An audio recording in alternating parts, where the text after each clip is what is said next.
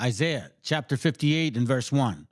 Cry aloud, spare not, lift up thy voice like a trumpet, and show my people their transgressions, and the house of Jacob their sins.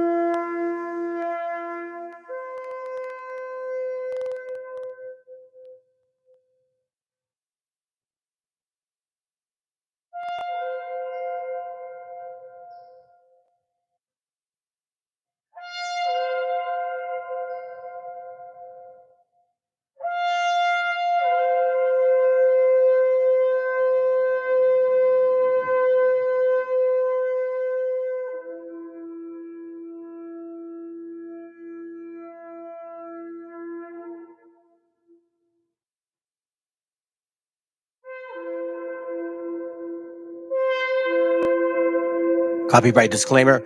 This content does not belong to Bible Chronicles or claim this intellectual property. The content provided today has and always will belong to the content owner. Bible Chronicles does not have any affiliation with the owner of this property. As mentioned, Bible Chronicles did not intend to make use of any material for the purpose of harvesting gain.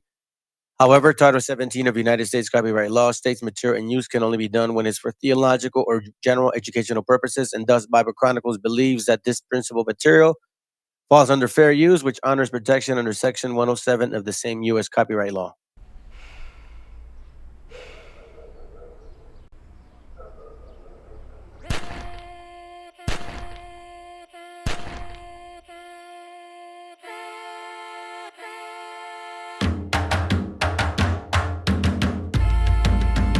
Estamos aquí, oye, que estamos aquí. Mírame, estamos aquí.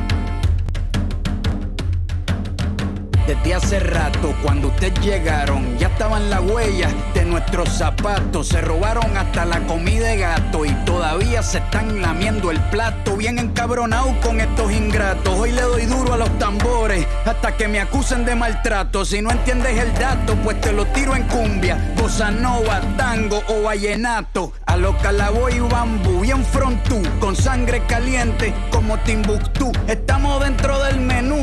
Tupac se llama Tupac por Tupac Amaru del Perú. América no es solo USA, papá. Esto es desde Tierra del Fuego hasta Canadá. Hay que ser bien bruto, bien hueco. Es como decir que África es solo Marruecos. Estos canallas se les olvidó que el calendario que usan se lo inventaron los mayas con la Valdivia precolombina. Desde hace tiempo, este continente camina, pero ni con toda la marina pueden sacar de la vitrina la peste campesina. Esto va para el capataz de la empresa. El machete no es solo para cortar caña, también es para cortar cabeza. Aquí estamos, siempre estamos, no nos fuimos, no nos vamos. Aquí estamos pa' que te recuerdes. Si quieres mi machete te muerde. Aquí estamos, siempre estamos, no nos fuimos, no nos vamos. Aquí estamos pa' que te recuerdes. Si quieres mi machete te muerde. Si quieres mi machete te muerde. Si quieres mi machete te muerde. Si quieres mi machete te muerde. Te muerde, te muerde. Los paramilitares, las guerrillas, los hijos del conflicto, las pandillas, las listas negras, los falsos positivos, los periodistas asesinados, los desaparecidos, los narcogobiernos, todos los que robaron, los que se manifiestan y los que se olvidaron, las persecuciones, los golpes de estado, el país en quiebra, los exiliados, el peso devaluado, el tráfico de droga, los carteles, las invasiones, los emigrantes sin papeles, 5 presidentes en 11 días, disparo a quemarropa por parte de la policía, más de 100 años de tortura, la nova trova cantando en plena dictadura. Somos la sangre que sopla la presión atmosférica. Gambino, mi hermano, esto sí es América.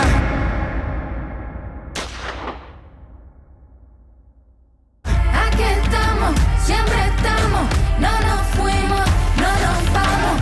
Aquí estamos pa' que te recuerdes. Si quieres mi machete te muerde. Aquí estamos, siempre estamos, no nos fuimos, no nos vamos. Aquí estamos pa' que te recuerdes. Si quieres mi machete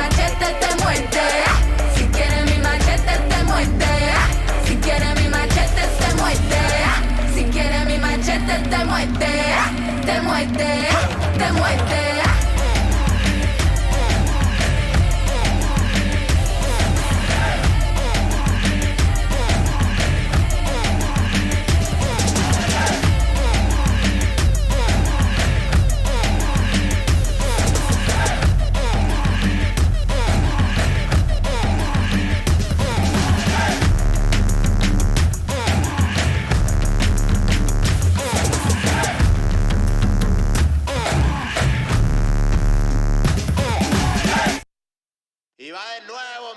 Mexicano bandido, todo el barrio prendido, siempre ando bien cuido, siempre poniendo ruido. Mexicanos al grito de guerra, yo defiendo mi tierra, no me dejo de nadie, yo cuido a los míos, mi raza se aferra. Soy mexicano, esa es mi bandera, yo la levanto por donde quiera, verde, blanco, rojo hasta que muera, el barrio prendido ya quemó afuera. Soy mexicano, esa es mi bandera, yo la levanto por donde quiera, verde, blanco, rojo hasta que muera, el barrio prendido ya quemó afuera. Me voy tendido, me voy empinando mi bote, un poco mareado por la bebida y el borlote, me tiene hasta la riata la gente con su mitote, pero me despreocupo, me pelan todo el garrote, me para la chota, ya es por mi apariencia, que hay tantos delitos, que hay tanta demencia, yo no cargo nada, no más mi presencia, pinche puerco joto, atente a las consecuencias, si no topa el boy en breve nos para en la calle, no puede salir uno conmigo porque ya hay detalle, no quiere que conteste, quiere que yo solo calle, quiere mi dinero pero que chinga su madre, a la dica este sistema nos quieren ver abajo, pero tumbar gente quien les dijo que es trabajo, puro chingar al indio, váyanse mucho al carajo, loco no me rajo, lo bueno porque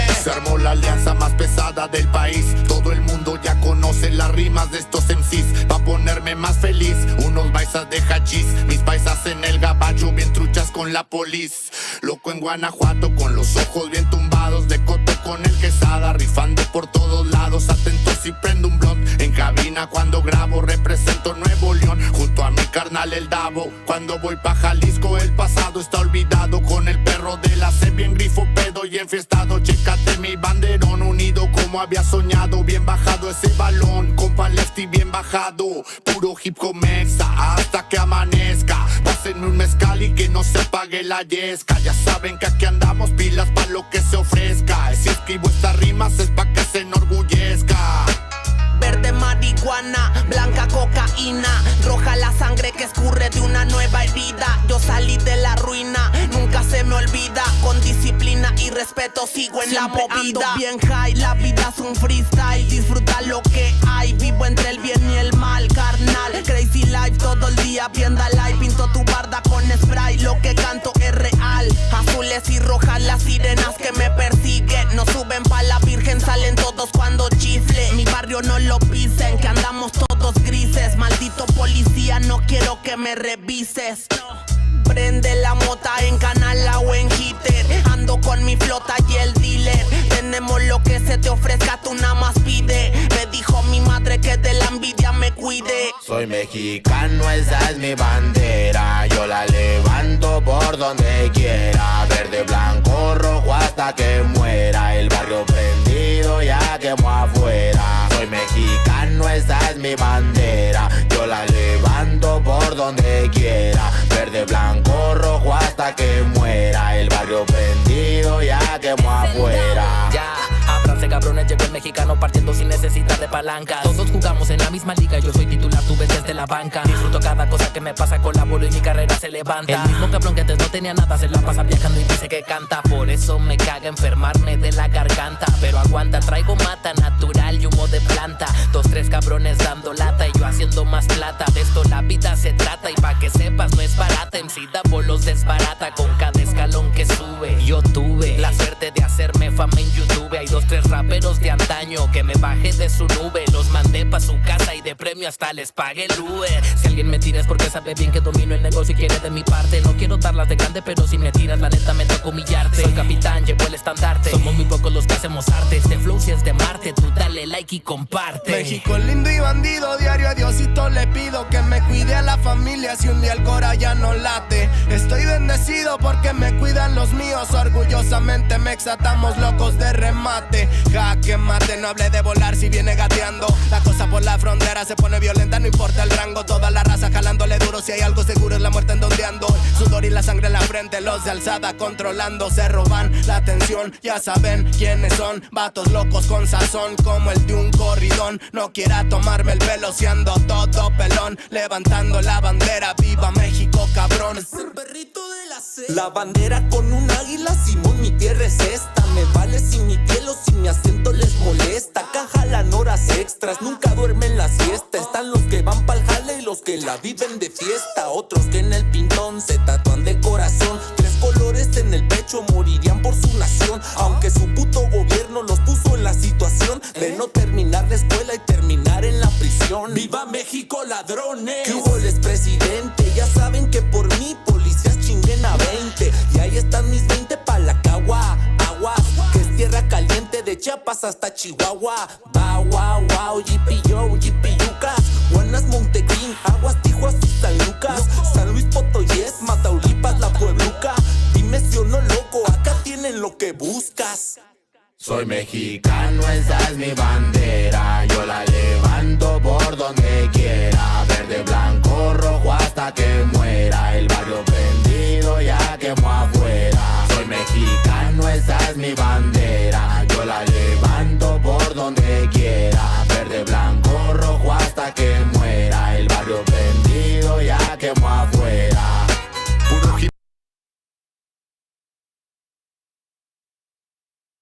El autor viene a decirnos con mucha firmeza y gran convencimiento lo mismo que nos decía en el siglo XVIII el barón de Holbach, ¿no? Un filósofo francés de origen alemán. Si nos remontamos al comienzo, entonces hallaremos que la ignorancia y el temor crearon a los dioses. La fantasía, el entusiasmo o el engaño los adornaron o desfiguraron. La debilidad les rinde culto, la credulidad los conserva, la costumbre los respeta y la tiranía los apoya para que la ceguera de los hombres sirva a sus propios intereses.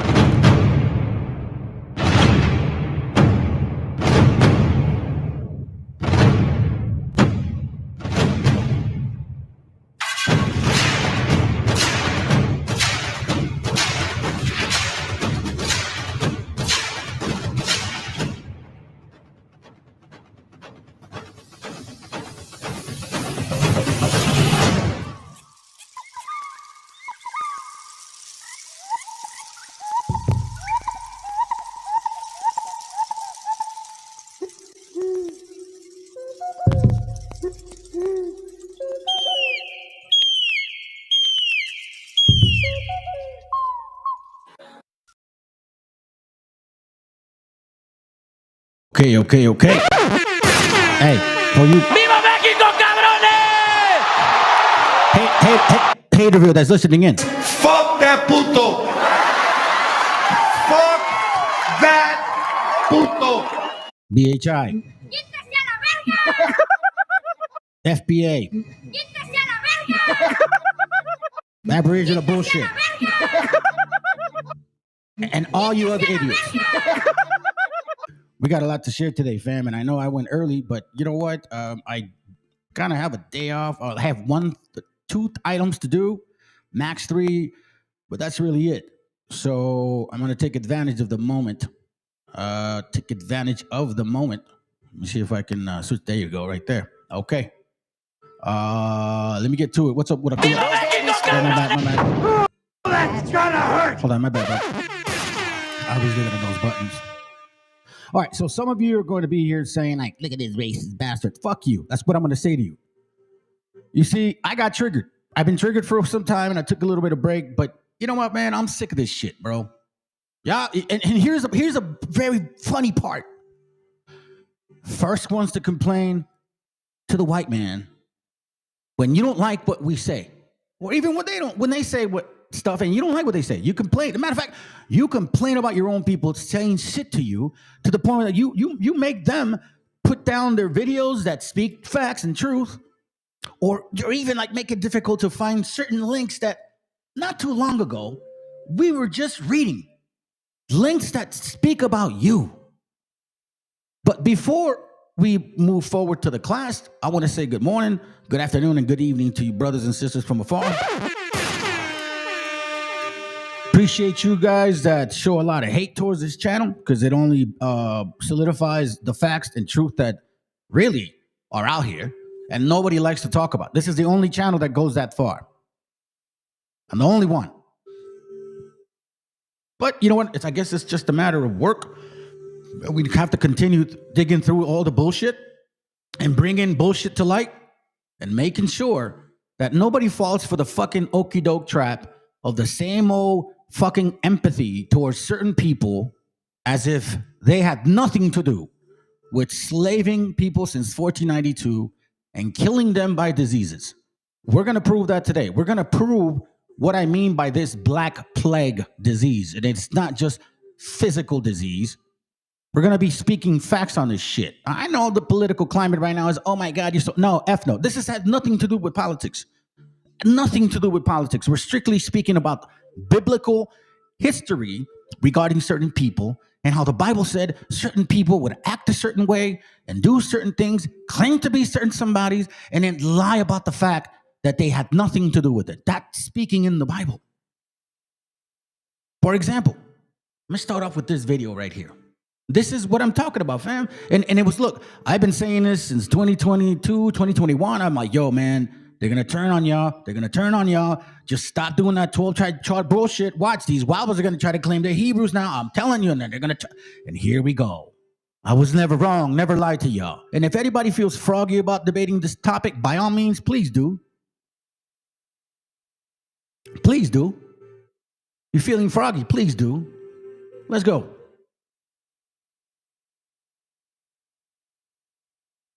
Ass people don't deserve nothing in America. You understand? Nothing. You don't even deserve to sit around me. You understand that shit? You don't deserve nothing out this. You dirty, uneducated. You don't deserve to be around me. I'm being respectful. You get the fuck up. Get up. Get up. Get up. Get up. Nah. Now you gotta get up. Get the up. Get up. Get up. Now you stand up, huh? Yep. Now you stand up. Now you stand up, bitch. I don't give a know where you at in America. We ain't in your country, we in my country, bitch. Yeah, sit over there with your people. Yeah, with your people. I want that to sink in, family. Remember the Rosa Parks story, which is total bullshit, right? But they use that to create empathy towards certain people. Willie Lynch letter is a fucking lie. Rosa Parks story is a fucking lie. We need to stop letting people lie to us.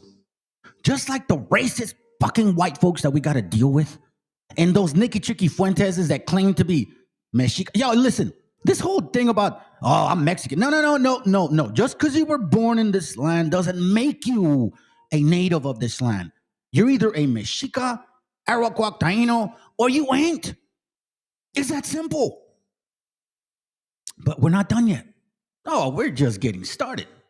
Shit. Let's go.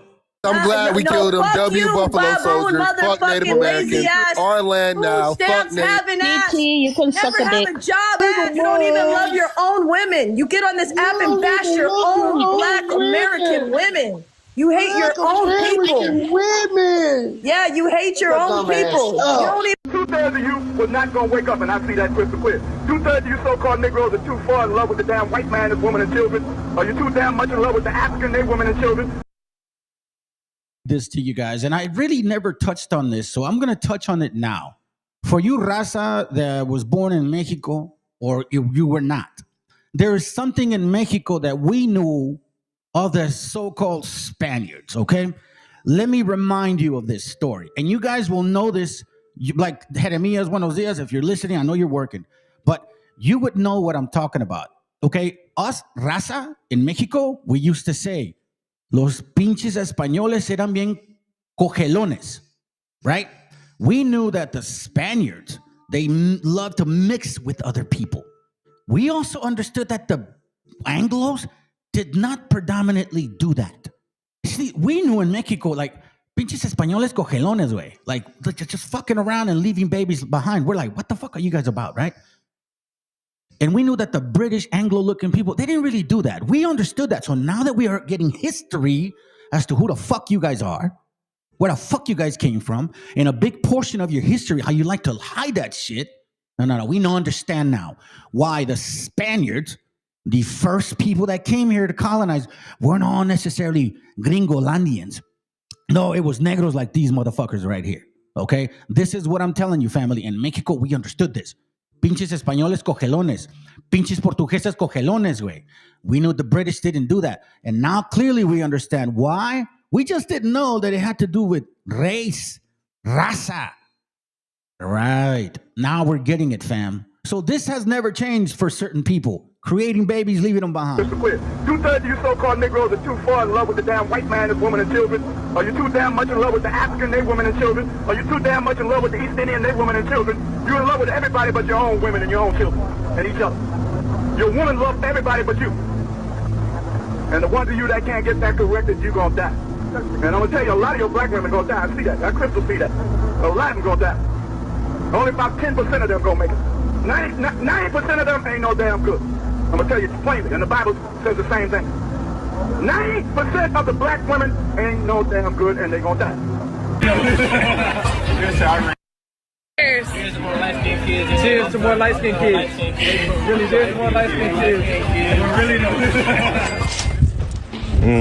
I'm a pass. I'm not into dark skins. I mean, dark skins ain't my type, but I smash just to see what it's like, you feel me? Cause you thick. Okay. Period. You black and Now finally. Louisiana, you know I smash. You're a freak. What your name is? Zidane. You look like you cool, but you ain't my type. Look at your daughter and look at my daughter. Okay. One quick thing. It's kind of like the song that we have that Lil Baby just dropped. They did not stop making bad bitches when they made you red bone, light skin. Yeah, she only 22, whatever he said. He mentioned her being red bone and light skin like 18 times in one song, right? Like, I mean, we could think of a lot of Lil Wayne verses where he was talking about a yellow bone. I need a long head, thick red bone. Thank you. Exactly. It's all throughout the music. These men, stop it. We are infatuated with light skin. And women, stop it. Men are, y'all like light skinned dudes too. Light skinned niggas ain't never went out of style. Oh shit. Oh, that's gonna hurt. Damn. We're just getting started. And again, this is regarding all kinds of plague, not just disease like smallpox, which you guys brought. No. We're talking about all kinds of diseases. Now, family, this is what I'm trying to tell you. Do you remember this class? This is right. Okay. You see this article right here? Procepius, right? This article right here. Guess what? They fucking took that shit down, family. Now I can't even access that article anymore. Look at this shit. Look at this shit right here. It's blocked. So what we learned, and I'm glad I caught it on time and I jumped on it right away. Because guess what? The same young man that brought up this article, right? And then I'm gonna let it run because it's not showing up. The same young man that did this article, right? Also did an did it on Instagram. Now watch this. The Instagram video is also gone. See? It's gone, fam. So complaining and complaining and complaining, eventually, like, it's just what it is. Me personally could not believe that fucking link went down like that, bro. And you know why that link went down? Because of this, family. Let's go. I speeded it up because I don't want you to forget. Never forget who the fuck they are. Y'all want to be Moors? I'm glad you said it. I'm glad you said it. Let's go. The Vandal Wars of Procopius. This is around 500 AD, okay? 500 AD. Now, here it's going to explain something. It says, Solomon took over the army in Libya, but in view of the fact that the Moors had risen against him, as had been told previously, and that everything was in suspense. Now, this isn't the Solomon of like the Bible. This is a Solomon that was ruling the North Africa at that time. But the Moors were fighting against him because he was supporting the Romans. Okay? So as you can see, this is what it's actually talking about. Now, I want to make this more thing also to remind y'all, which is so funny. You cannot use a historical Bible or historical book like the Bible, claim that, yo, my God, I didn't know these slavers. We didn't know their religions. We had no idea of their language. Fuck no. Y'all know each other for some time. So that right there does not apply to y'all. Deuteronomy 28, please watch that shit from your history. Y'all known each other for quite some time. The Bible says contradictory to that the people that would come from afar, from the end of the earth, would not know anything about, let's say, we would not know anything about them, not their language, religions, or their customs. Latin did not come into an understanding around us until, like, probably, 200, fuck, man. No, Latin's been, let's go back. Roman, Spanish, between 200 BC all the way through 200 or 300 or 400 AD. You started seeing the Latin language migrating into other things. Let's continue. Very clear to you. Here we're going to confirm that the Moors knew who they were. Okay? I'll show you this right here. It says here, now at the time, the whole country along the sea from Zidon as far as the boundaries of Egypt was called Phoenicia. And one king in ancient times held sway over it as it agreed by all who have written the earliest accounts of the Phoenicians. In that country there dwelt very populous tribes, the Gergesites and the Jebusites, and some others with others names by which they are called in the history of the Hebrews. Now, when these nations saw that the invading general was an irresistible prodigy, they immigrated from their ancestral homes and made their way to Egypt, which adjoined their...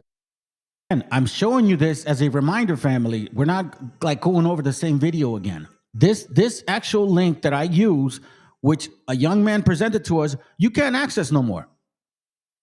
I'll even give it to y'all, so you guys can check it out for yourselves. If you can make it work, by all means, please let me know. It doesn't work anymore.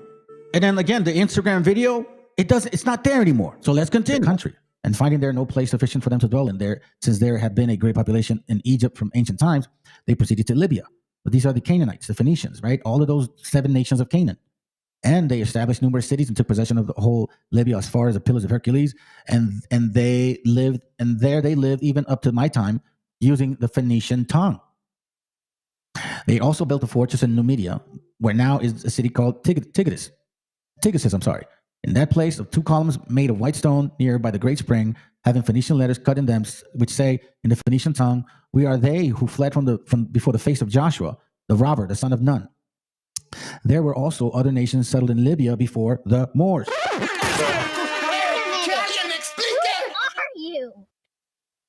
I don't really have to try that hard, family.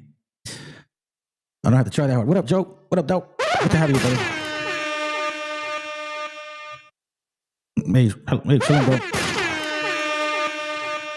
Proverbs 18:6. Let me see what you got.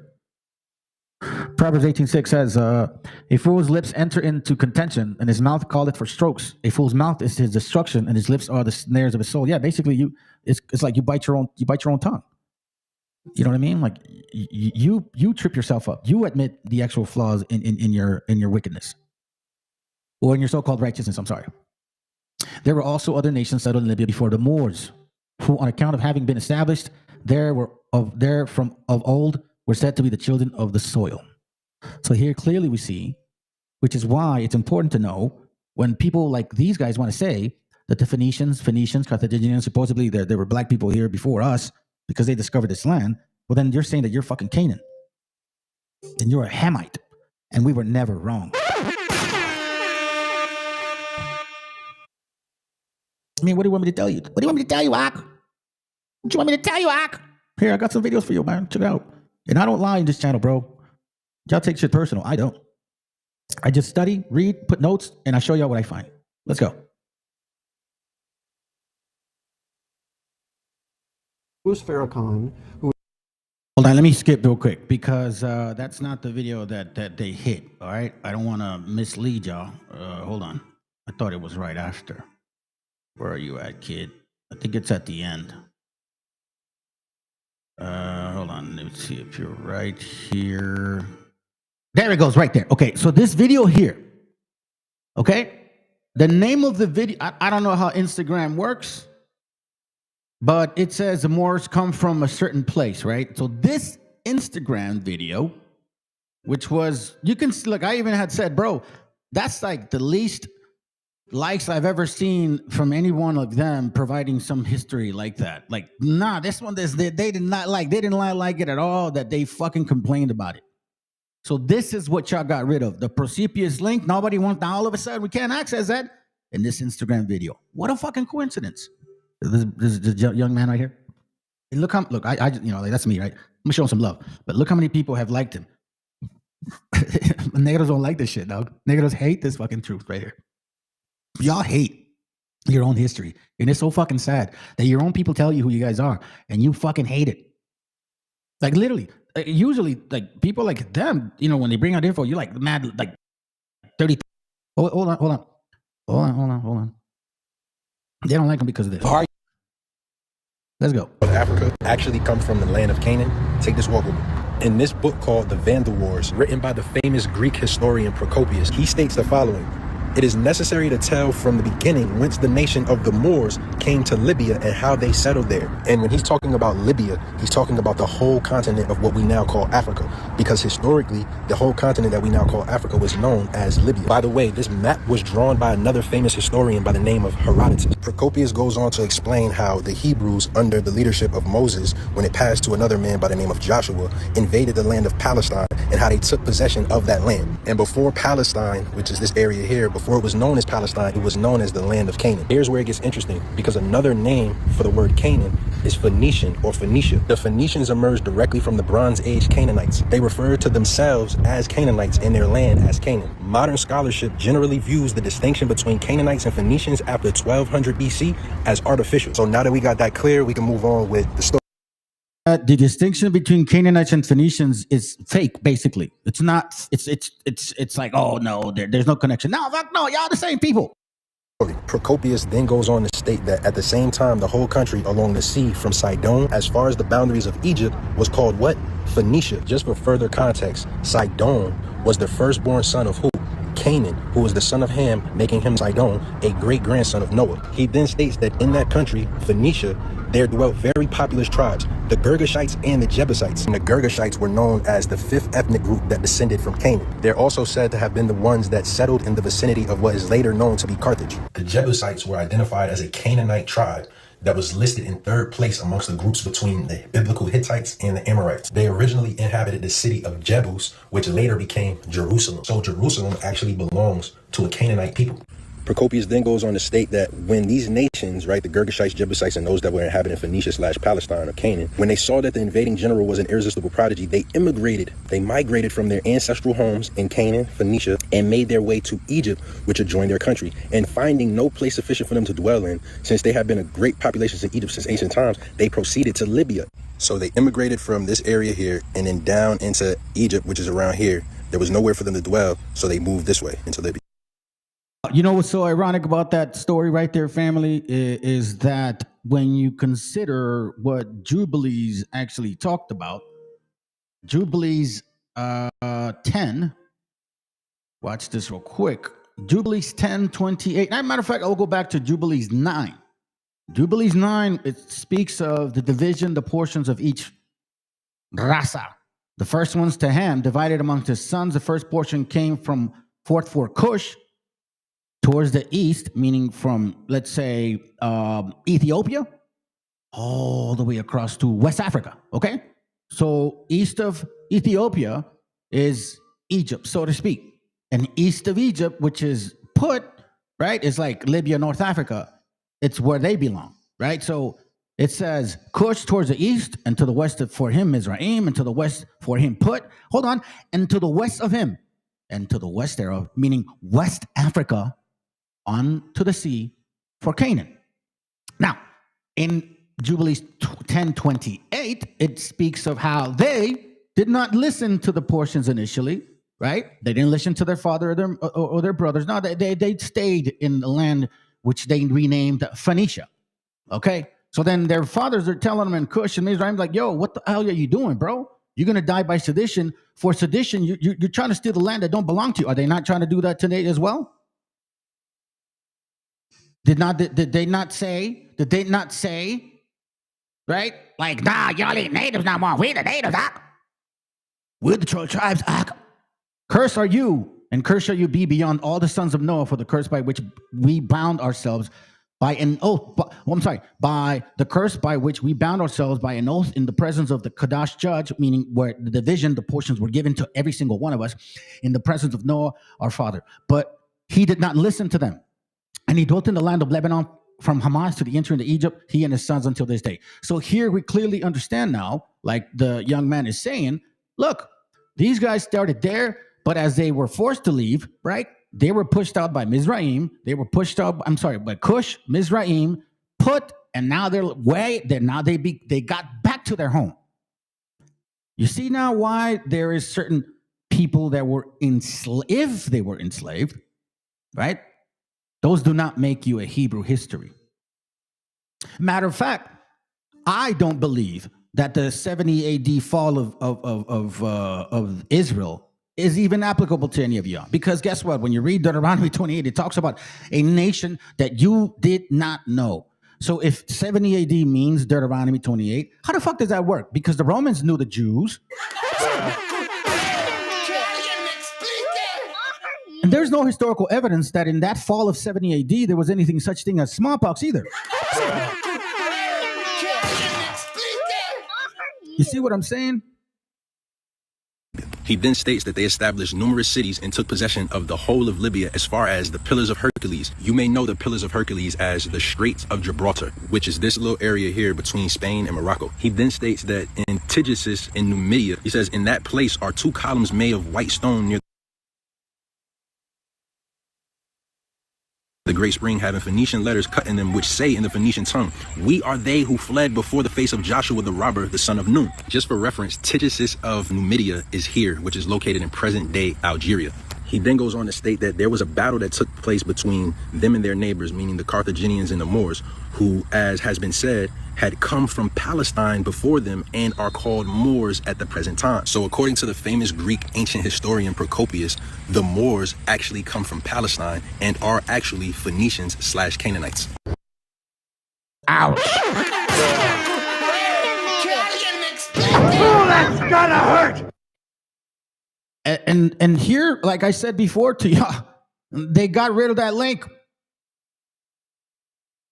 They got rid of it. Now all of a sudden, like I can't even access it. Warakuya says, this channel was the first to bring up Canaan's migration. Damn right it was. Oh, that's gonna hurt! Obviously, we had brothers that were bringing up and pushing back towards Canaan, but I feel like I went just a little deeper in that. You know what I'm saying? That doesn't make me any better. We're all part of this bigger plan. Now, before we continue, I want to show this to you, and I'm not going to read these at all. I'm going to tell you why they want your history. So I want you to take pictures of these books.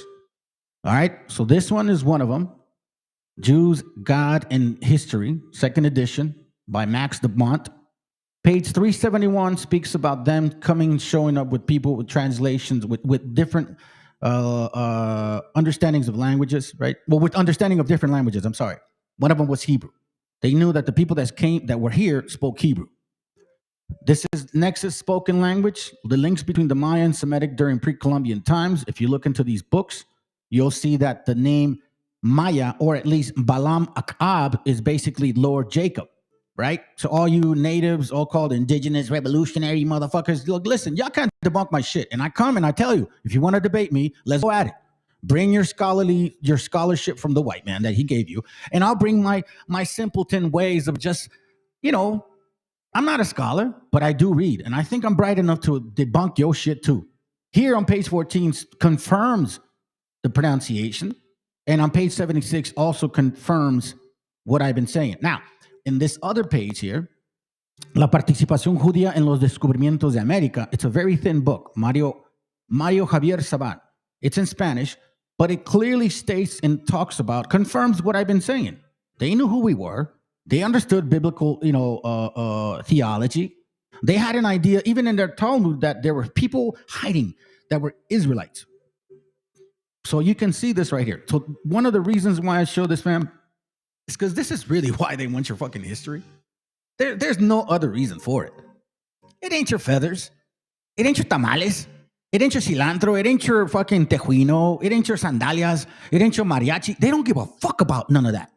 They don't care about that. They want to be those people. Once more, the character of a wicked nation will always come about again. You know what I'm saying? It's bound to happen. Now, pandemic and endemic. I want to make sure that we emphasize this, because pandemic diseases means a complete outbreak, right? So epidemic is an outbreak of diseases, right? That is sudden, localized incidence of a disease, right? Now, endemic, it says if a disease lingers for a long time as a epidemic or pandemic, it may eventually become endemic to an area, meaning it's locally, right? So, for example, smallpox is or was an endemic disease. After it left Africa, it became a pandemic disease. When it hit us and we experienced it, then it became an epidemic disease. Once again, endemic is smallpox, which came from most predominantly West Africa. So Africans brought that shit here.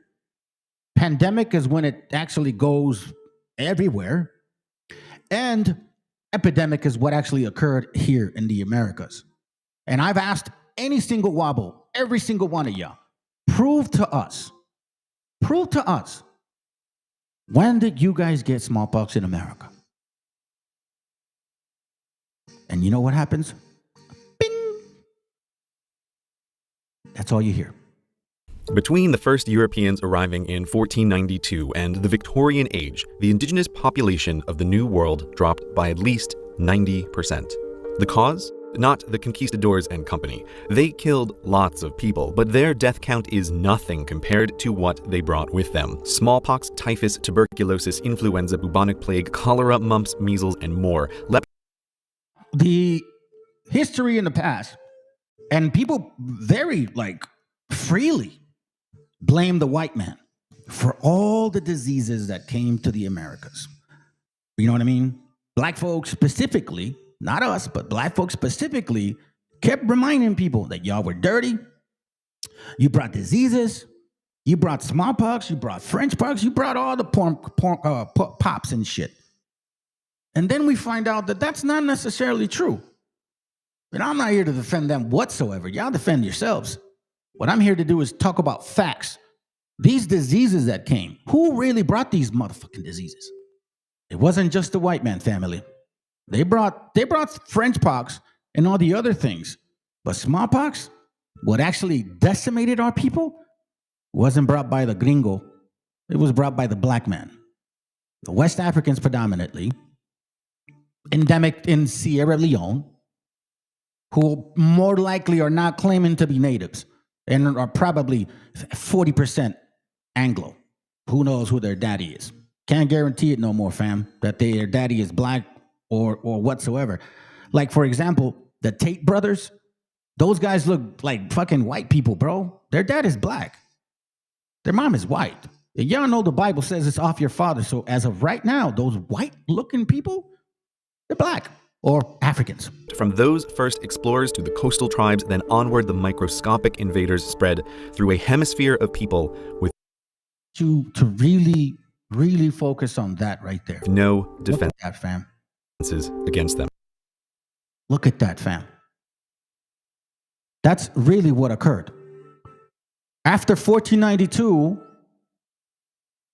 we did die by the sword. We died through getting eaten by dogs, getting stomped, burned. That did occur. But what really killed us and why they beat us was because of this dirty ass shit right here. So instead of going around saying the white man's a dirty man, you should look at yourselves. Both of y'all were dirty bastards. Those are the facts. Don't get emotional. See, we're going to bring receipts here. And I'm not defending gringos. But hey, Mr. White Man, just to let you know, you didn't bring smallpox, okay? I'll give you that. You brought the other shit. Let's go. Tens of millions died. These germs decided the fate of these battles long before the fighting started. Now ask yourself, why didn't the Europeans get sick? If New Worlders were vulnerable to Old World diseases, then surely Old Worlders would be vulnerable to New World diseases. Yet there was no Americapox spreading eastward, infecting Europe and cutting the population from 90 million to 9. 90 million to 9. Now, I want to read this to y'all because this is a channel where we do emphasize these things here. In Ecclesiastes, chapter 10, verse 13, let me simplify it. Let's see if it says it the way it should.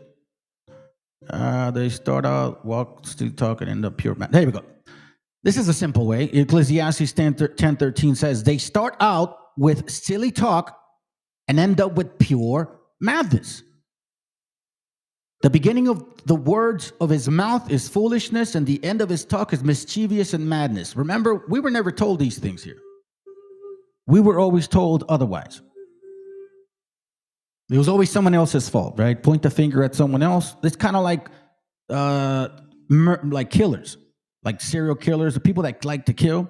There are certain people that will do the killing and then assist in trying to catch the killer.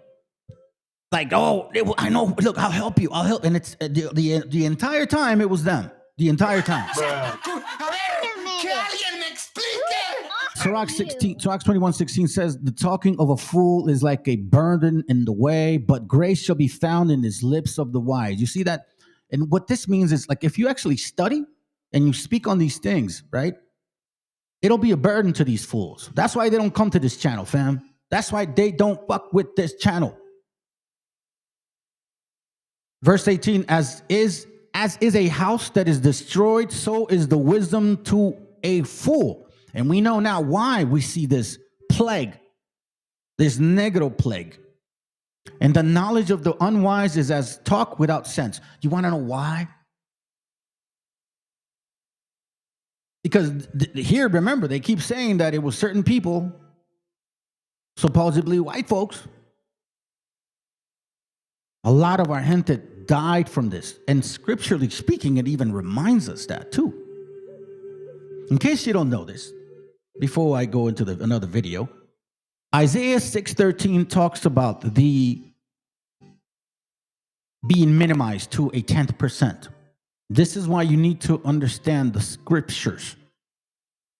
It says, Isaiah 6:12, and the Lord had removed them far away, and there be a great forsaking in the midst of the land. You see that? And the Lord have removed removed men far away, and there be a great forsaking in the midst of the land. So here we see now that the house of the Israelites, the Hebrews, okay, is going to be sent away.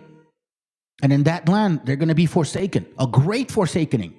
Watch, but in it shall be a tenth, and it shall return,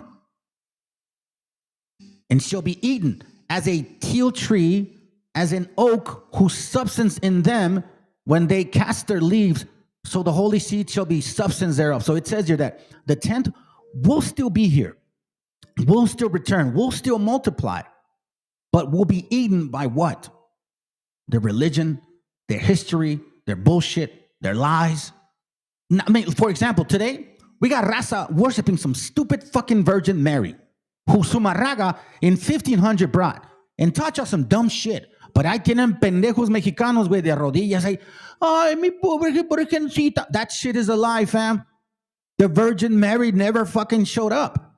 Juan Diego's a total bullshit story lie. It was Juan Sumarraga, that damn Jesuit bishop, that decimated our history, killed most of our elders, and made sure to tell everybody, don't write anything about these people. This is what I'm talking about. Be it eaten in this doctrine of bullshit. But the 10th part will still remain and become a substance. The holy seed shall be the substance thereof. Meaning what? Here, I'll simplify it even better for you unlearned.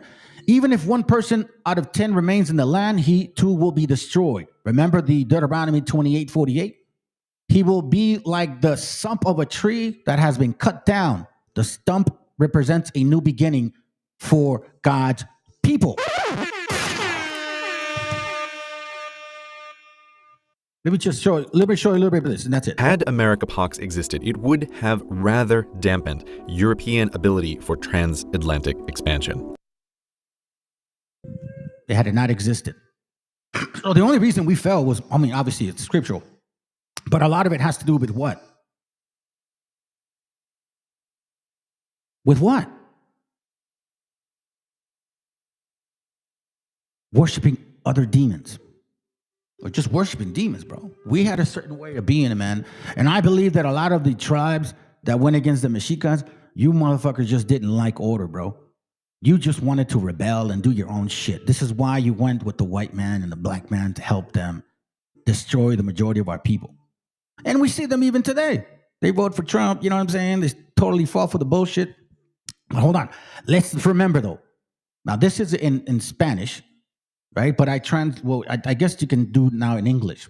And this is a professor speaking of history regarding who came to the Americas in 1492. Okay, let's go. Perhaps we have mourned the fall of Tenochtitlan so much that our tears have prevented us from seeing these other indigenous experiences in the face of the Spanish invasion. A second myth is that the armies that arrive are the king's armies, but those that arrive in America are not an army. They are not an army, they are not adventurers. And then we have blacks. Slaves come in and battles the slaves defend themselves and sometimes even protect their masters and earn their freedom, right? And it turns out that we have black African conquerors who receive encomiendas.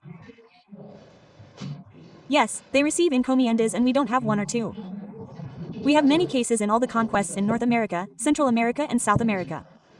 And then we have all the indigenous conquerors who we forget that the conquest would have been impossible without them. Was the point that I was making. We got sellouts here too. Don't think we don't. Don't think that we don't. Now, before we move forward on this, I want to show y'all certain pages that I saved so we can continue to expose the BS. This shit is sickening, man. Let's go to, I think it's this one. Hold on a second, family. Let me see if I can do this real quick. Hold on. Boom. Oh, not that page. That page. There we go, right here. So we have here on page 399, okay? And we'll go back a little bit. I'll show you what book is this. The History of the Conquest of Mexico. Okay? So let's go back real quick so I can confirm the book. We have receipts. This is not an emotional channel. We don't go around saying shit. just because we feel that way. This is all driven by the fact that our people have been lied to for a long time. William Prescott, The History of the Conquest of Mexico and the History of the Conquest of Peru, on page 399. Go on. So I don't like. I mean, I've said it before, family. I don't want to spend the money, but I may have to get a better computer because the media on this is just ridiculous at this point. Okay, 399. We're almost there. There it goes. So on page 399, it mentions on the bottom. Okay. Remember, facts over feelings. The visit of Narvaez left melancholy traces among the natives that made it long remembered. A Negro, West African, in his suite brought with him smallpox.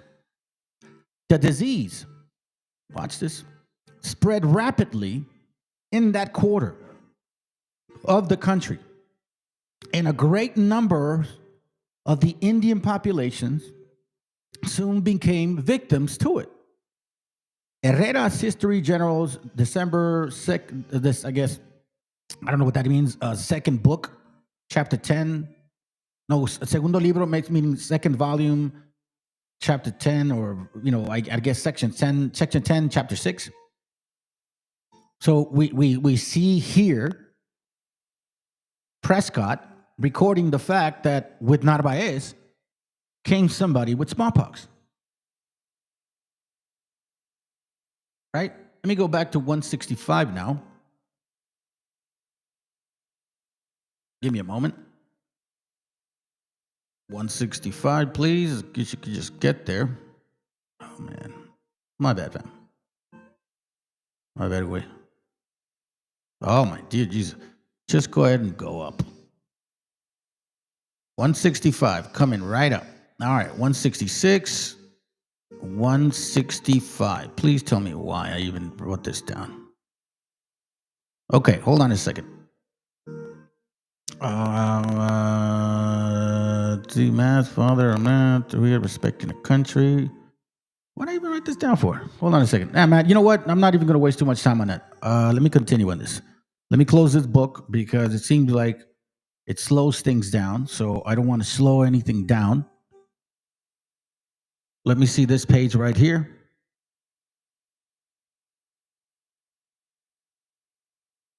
Give me a moment, fam. This is Aboriginal races, I believe. I may be jumping back and forth on this because, again, University of Pittsburgh, and it's the Aboriginal races of North America, right? Comprising biographical sketches of the eminent individuals and yada, yada, yada. Y'all can see that. And I think I know what this means. I think it's page 27. That's right, page 27. Just real quick. And it'll kind of show you like what we're talking about here.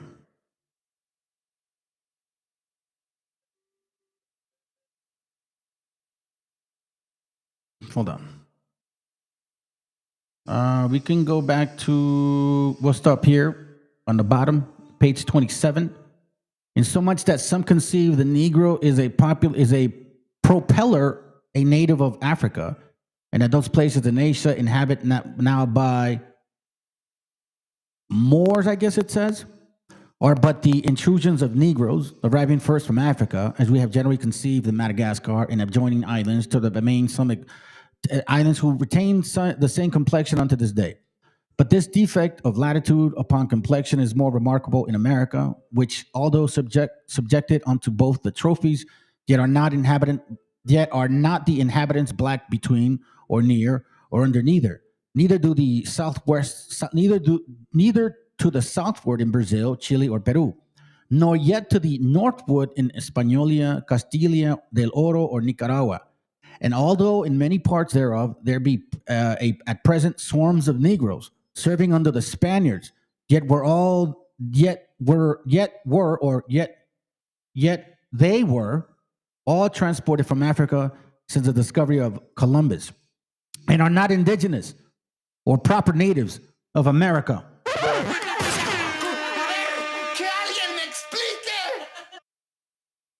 I had to reserve for some other time, but for the sake of going through the points, I wanted to read it now. Now check this out. I'm not going to show the whole video. We're just going to look at some points here because we want to confirm once again, history has been forgotten, and it's time to remind people who they are and what this means. This isn't just a physical disease, family. This type of plague, stealing a heritage, lying about your own, really?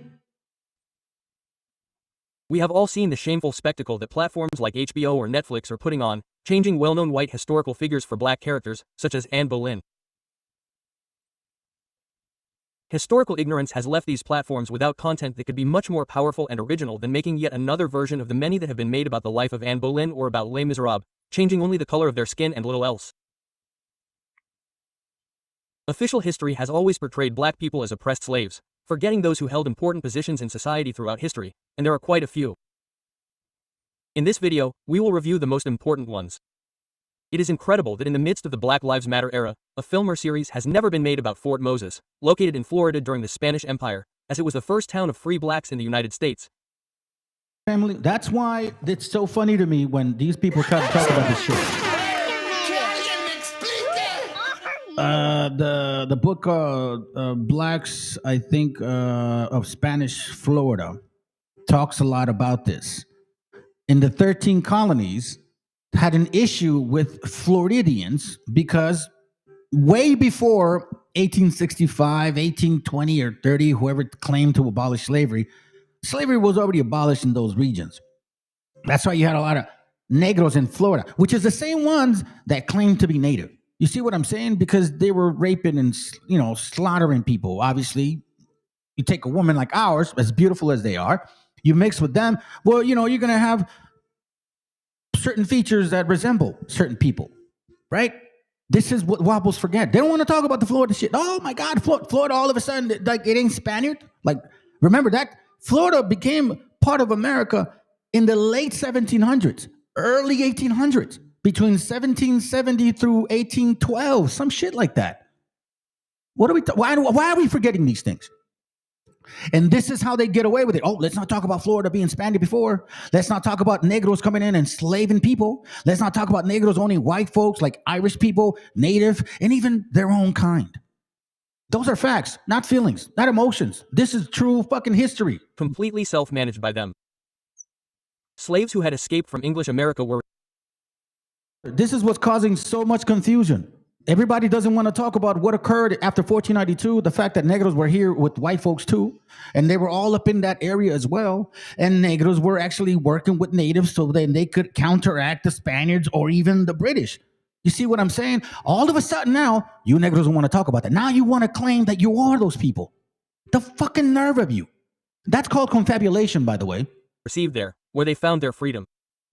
This settlement was perfectly articulated within the Spanish Empire and cooperated in the defense of the territory. The English wanted to attack him in part because he gave shelter and freedom to some of their slaves. Francisco Menendez was one of those slaves. He was born in Gambia, was taken to South Carolina, and from there he fled in search of a better life. The history of black military men, even high-ranking ones such as lieutenants, Argentines, or captains in the Spanish Empire, is quite long and is not limited to just a few isolated cases. In any part of Hispanic America, one... How come you so-called African Americans don't talk about this shit? What about the reparations of those so-called Irish people that you had enslaved? How come? What are you gonna do about that? From 1492 all the way through 1805, right? There was free Negros. Yep, they already had. Yes, sir. They already had freed Afro-Spaniards in Florida. Damn right. Oh, that's gonna hurt. So Wabos get away with the stupidity, because people don't like to read history. And you know what? Here's the thing about me: if our gente really did some nasty shit, I'm gonna bring it out. Like if I'm not a Hebrew, then I'm not a fucking Hebrew. So be it. I don't care. It don't matter to me at that point. I can't change shit. If I'm not, I'm not. So what? It doesn't matter to me. What matters to me is truth and facts. As long as I fucking understand what history is about, I can have a better vision towards my future and know who the hell I'm dealing with. That's why I don't deal with y'all as a group. Individually is how I treat you. Because I look at you as a group and it's a fucking horrible image. Horrible image. Y'all you looking worse than the gringos, bro. Matter of fact, the thing about the gringos, they don't even want to admit that they've been enslaved by you, which you should realize it. And here's the powerful thing about this message in this channel, family, that you guys might say, oh, why you got problem with Canaan? Because through Canaan, we're going to find out history. You see, we expose them, then the white man gets exposed. Because the white man don't want to accept the fact that Negros had them enslaved. They don't want to accept that. They want to claim that since 1492, it was always white folks that came in. Nah, fuck no, bro. Like in every sport, when white people cannot defeat you, they bring in their help. It's always been that way. Baseball, football, basketball, soccer, even Canada's doing it now. Could find the so-called battalions of blacks, which were made up of free blacks who worked in the military field, as happened in other empires such as the French. Any of these cases are worth telling stories full of adventures. One of these military men even reached the rank of general in the 19th century, as is the case of Eusebio Puello, born in Hispaniola, today the Dominican. So then a wobble, you see, we were native. Nah, fucking, bro, you're just mixing with white people, bro. Let's continue. Republic, who reached the rank of general. He was also decorated with the Order of Charles I of Isabella I, the Catholic, and fought against those who wanted secession from Spain. And much more exciting would be the adventures of the Black Conquerors, because the conquest of America was not just an alliance between white Spaniards and indigenous people. Among those white Spaniards there were also blacks, as well as women and even children. These blacks used to participate in the conquests to earn good money to buy their freedom. In few cases did they achieve much more than that, because the conquerors were compensated with lands, the famous encomiendas, and some of the owners of these encomiendas were these black conquerors. So, as indigenous, what encomiendas meant. We know as indigenous, right? So all those wars between 1492 and 1812, when we finally set ourselves free, it wasn't just a fight against white people, Spaniard or European. It was also a fight against negros, which predominantly were understood as being mulattoes. Or there was a name, Chupillos, something like that. So that's who we were fighting.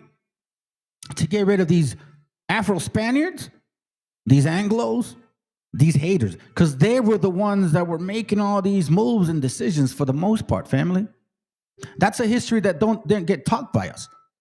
Which they had a lot to contribute to the fact that you didn't know how to read and write until, 1920 and 30?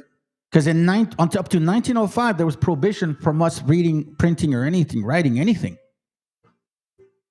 So now that's why you got to go back in time and find out what was going on. The most important names that are known are Juan Valiente, Juan Garrido, Juan Garcia, Juan Bardales, Sebastián Torral, Antonio Perez, Miguel Ruiz, or Gómez de León. And since some blacks and mulattoes were landowners, the paradox arose that they also owned black slaves. In the academic field, there are also stories to tell, such as none other than the first black professor in Europe who obtained his chair in 10th century Spain. We are talking about Juan de Seza, who began his life as a slave and ended up as a... matter of fact, I've showed this in Spanish. I never showed it with the translation in English, because now they're doing it. So I'm going to let it play for a bit, fam, because you need to write these books down, okay? Like, you need to write these books down and search them and get them, if you can, and confirm what I'm showing. This is not a book. This is not a channel to push hate just for the sake of hate. No, this is a channel that pushes back against time, bullshit, and I don't want to say the word. I was going to say the G damn thing. And the disgusting behavior of a nation of people that has no appreciation for our support, but are very quick to point out when you do something wrong to them. Sheesh. Professor of grammar at the University of Granada. He was called Juan Latino because of his extraordinary command of Latin. He became a Emily, this is where Latino comes from, the word Ladino, which is basically a African Spaniard, or, basically that. So if you call yourself a Latino, that means you're one of these people. That means you're a African Spaniard or African bloodline or some of that shit, right? This is why it's important to know, don't call yourself Latino or Hispanic. Y'all Mexicas, bro. Because this is a continent of the Mexicas and then broken down into different names, Arawak, Taino, sort of like those sort of things. You understand what we're saying? We're not excluding nobody here with that name. But this Juan Latino came from Ladinos, which is predominantly people that were assimilated to the Spaniard way. You see what I mean? But it was predominantly mostly targeted towards mulattoes, negros and blancos and shit, with Spanish so-called descent. Respected professor in his community, married a lady of high society, and even had a relationship with Philip II's brother, Juan de Austria. He wrote several publications, becoming the only African writer of the Spanish Renaissance and the first professor in the West. His writings were admired by important figures such as Miguel de Cervantes, who mentions him in his prologue to Don Quixote, or Lopez de Vega, who admired him so much that he said he wanted to be the white Juan Latino. Right here, this is Acosta. And he wrote, Los hijos de los negros, etiopios, right? Educados, caso extraño, en palacios salen de ingenio tan pronto y tan dispuestos para todo que, quitando aparte el color, se les tomaría por uno de nuestros. You see what I'm saying? Yeah, that's exactly why Sephardics have nothing to do with us. Those are even converts as well, and I can prove it, but that's not the topic. But thank you, though. That's right. Sephardic spoke Latino. That's exactly it. It's not a Castellano language. It's a language outside of Castellano. You see what I mean, family? You need to really learn your history. Another story of overcoming obstacles worthy of a film. The 17th century was very prolific for mulattoes, as it was when the most graduates were awarded from Latin American universities. A book by the Colegio de Mexico summarizes the difficulties faced by students of humble origins, including mulattoes, indigenous people, and whites, studying at university, since the elites did not like people of ignoble origins studying with them at university. And who were the elites at that time? It wasn't just white people, fam. It wasn't your typical white Spaniard. Eran negros como ellos, güey. It was mulatto-looking people that didn't look nothing like you, hated indigenous people. So the elites were never just white. They were black and white, fam. That's why once we freed ourselves from all these nations, predominantly Anglos and Africans, this is why you see such a gap. Like, how come Mexico, like, what occurred between 1492 and up until 18-something? What was going on in Florida, Georgia, South Carolina, before 1812? What occurred in those lands before 1760? So remember, when you hear the 13 colonies, everybody's, the 13 colonies, everybody lived there. No, there was just the 13 colonies of Anglos predominantly, and then everybody around them was not predominantly them. You had French, Spaniards, Africans, Arabs living outside of them. But you see, that history is not talked about because it doesn't benefit the Anglo, and nor does it benefit the so-called Afro. Let's go. One of these mulattoes became very famous. We are talking about José Manuel Valdés, who studied medicine and became a professor at the University of San Marcos in Lima. He was a member of the Royal Medical Academy of Madrid in the early 19th century. He fought for the independence of Peru and became the first black member of parliament in the Republic of Peru. But if you are looking for black female protagonists, don't worry, Netflix fans, because in the Spanish Empire there are stories for all tastes of political correctness. The presence of African women buried inside the temple tells us precisely how African women had access to a series of spaces that we initially thought were exclusive to Europeans. Most likely, a large part of this African population was not slaves. It was a free population that participated in these activities, including commercial activities in Panama City. Slave rebellions also occurred in various parts of. This is a point. Wobbles, please listen. Please listen. For your own sake. Mulatos Esmeralda. Stop listening to Culomeados. Culomeo is the weakest mofo on this fucking YouTube platform. That dude hides from the people that actually speak against his bullshit. He'll jump on the train on somebody that believes as long as you give him money, bro. All he is a grifter. He knows by feeding your god darn emptiness, you're going to give him money and you're going to fall for it. So he's like, look, the Esmeraldas, you see, Africans were here first. Fuck no, man. These guys were African people from Africa that claimed to be that took the position of indigenous people. Everybody knows this shit over there. But apparently, FBA, I don't understand why this tribe is so fucked up in the head, bro, that even after facts, you bring feelings. The Spanish Empire, in some cases resulting in self-managed settlements by the slaves. One of these rebellions was led by the ancestors of the so-called mulattoes of Esmeraldas. Esmeraldas is a region that is now located in present-day Ecuador. These mulattoes were descendants of slaves who, after rebelling, became chieftains of indigenous territories, which is why they wear the gold ornaments on their faces typical of the local people. The work was painted at the end of the 10th century. Mulattoes made it to Quito, where they were showered with many gifts by the Spanish authorities. Finally, they paid allegiance to King Philip I and their chiefdoms were accepted by him. For this reason, they sent this portrait to the king as a way of introducing themselves to him.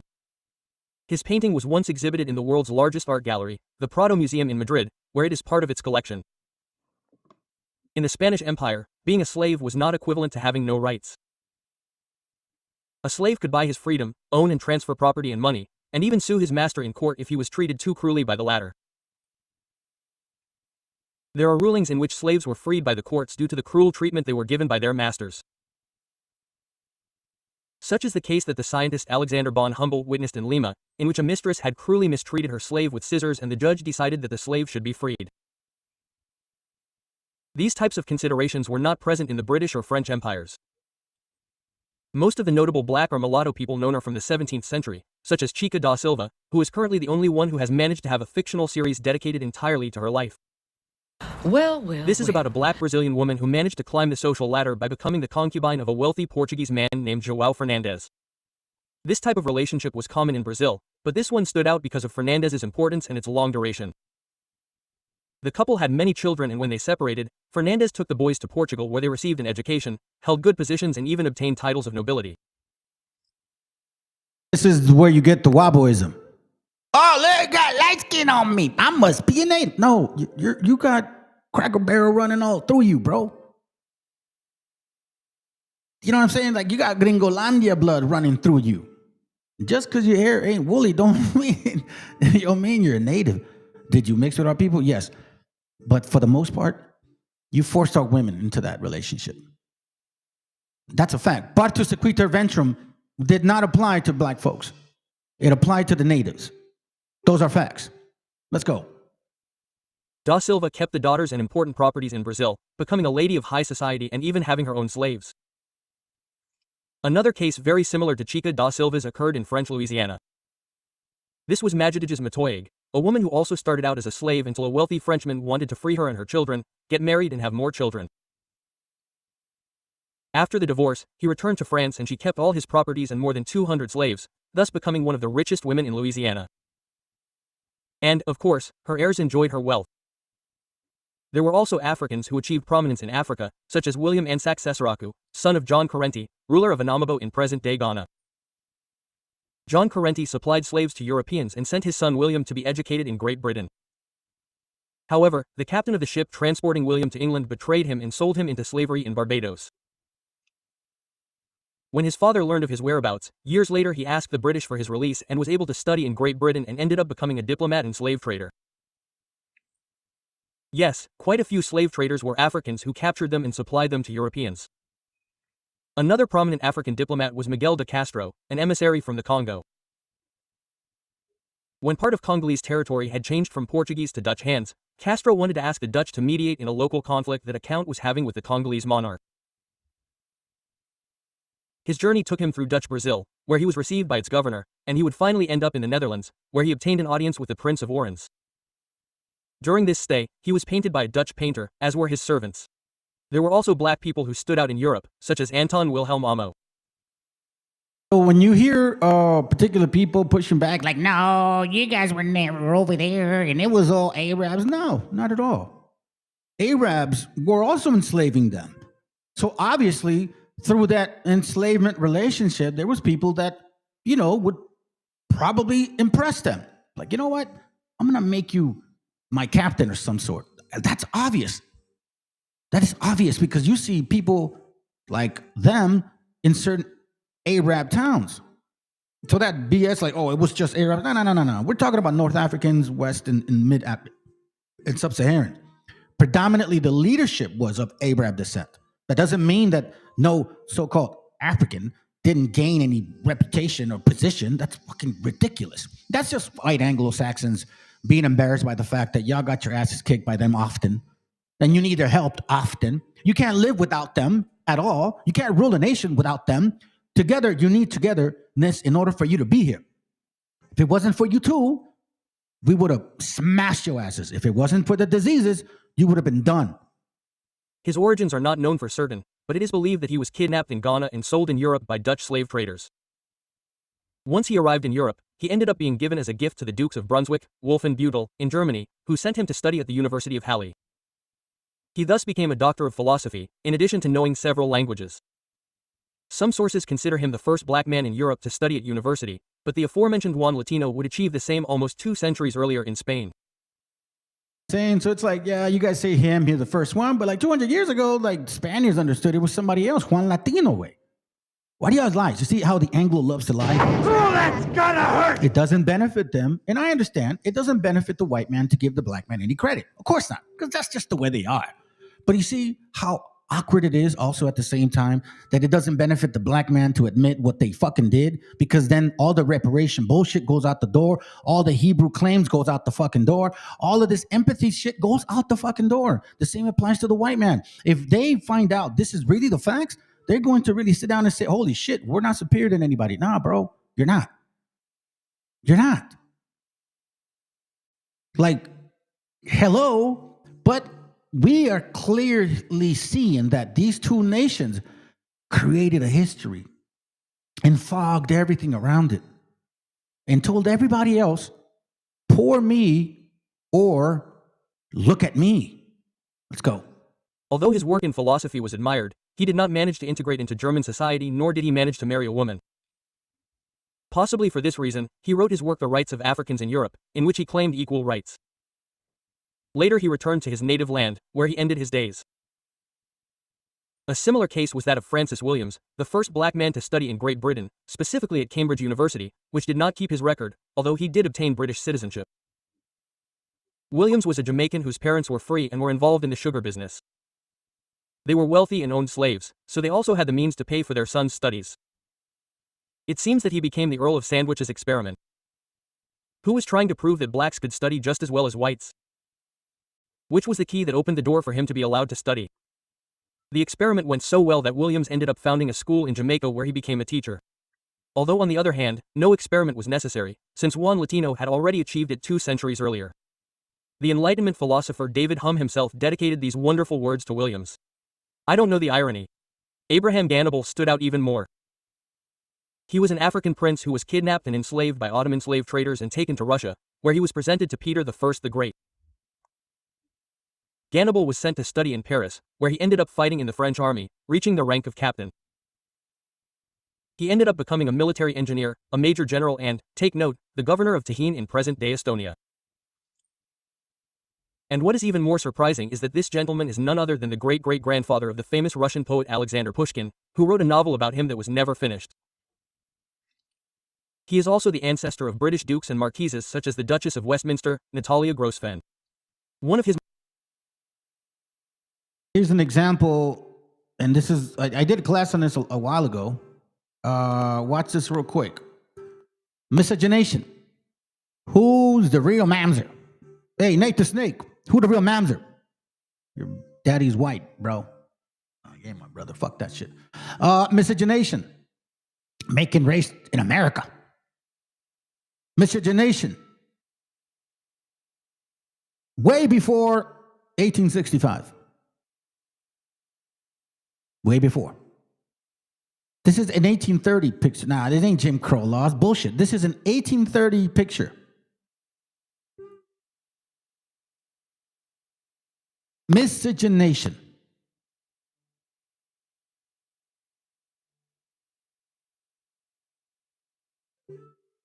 Miscegenation. Laws against it. Miscegenation.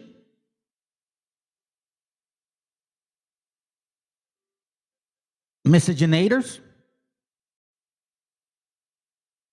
Robert Smalls of Beaufort, I guess a politician, a ginger cake Negro, like the twins, ginger cake Negroes, moved to add the words, and that any white person who lives and cohabits with a Negro or mulatto or person who shall have 1/8 or more of a Negro blood shall be disqualified from holding any office of the emulant of the trust in the state. So this ginger cake Negro was saying that if you have like more than 1/8, then you can't hold office. You see, even within themselves, bro. Miscegenation. Euro-Africans. This is interesting. The range is wide enough and attractive enough to satisfy the most adventurous and exacting among us. He was not disposed to be disturbed by legitimate miscegenation in its ultimate effects, as they would take care of themselves as they had done ever since the present European and Caucasian races sprang from the Negro ancestors, the Euro-African. Miscegenation. Miscegenation.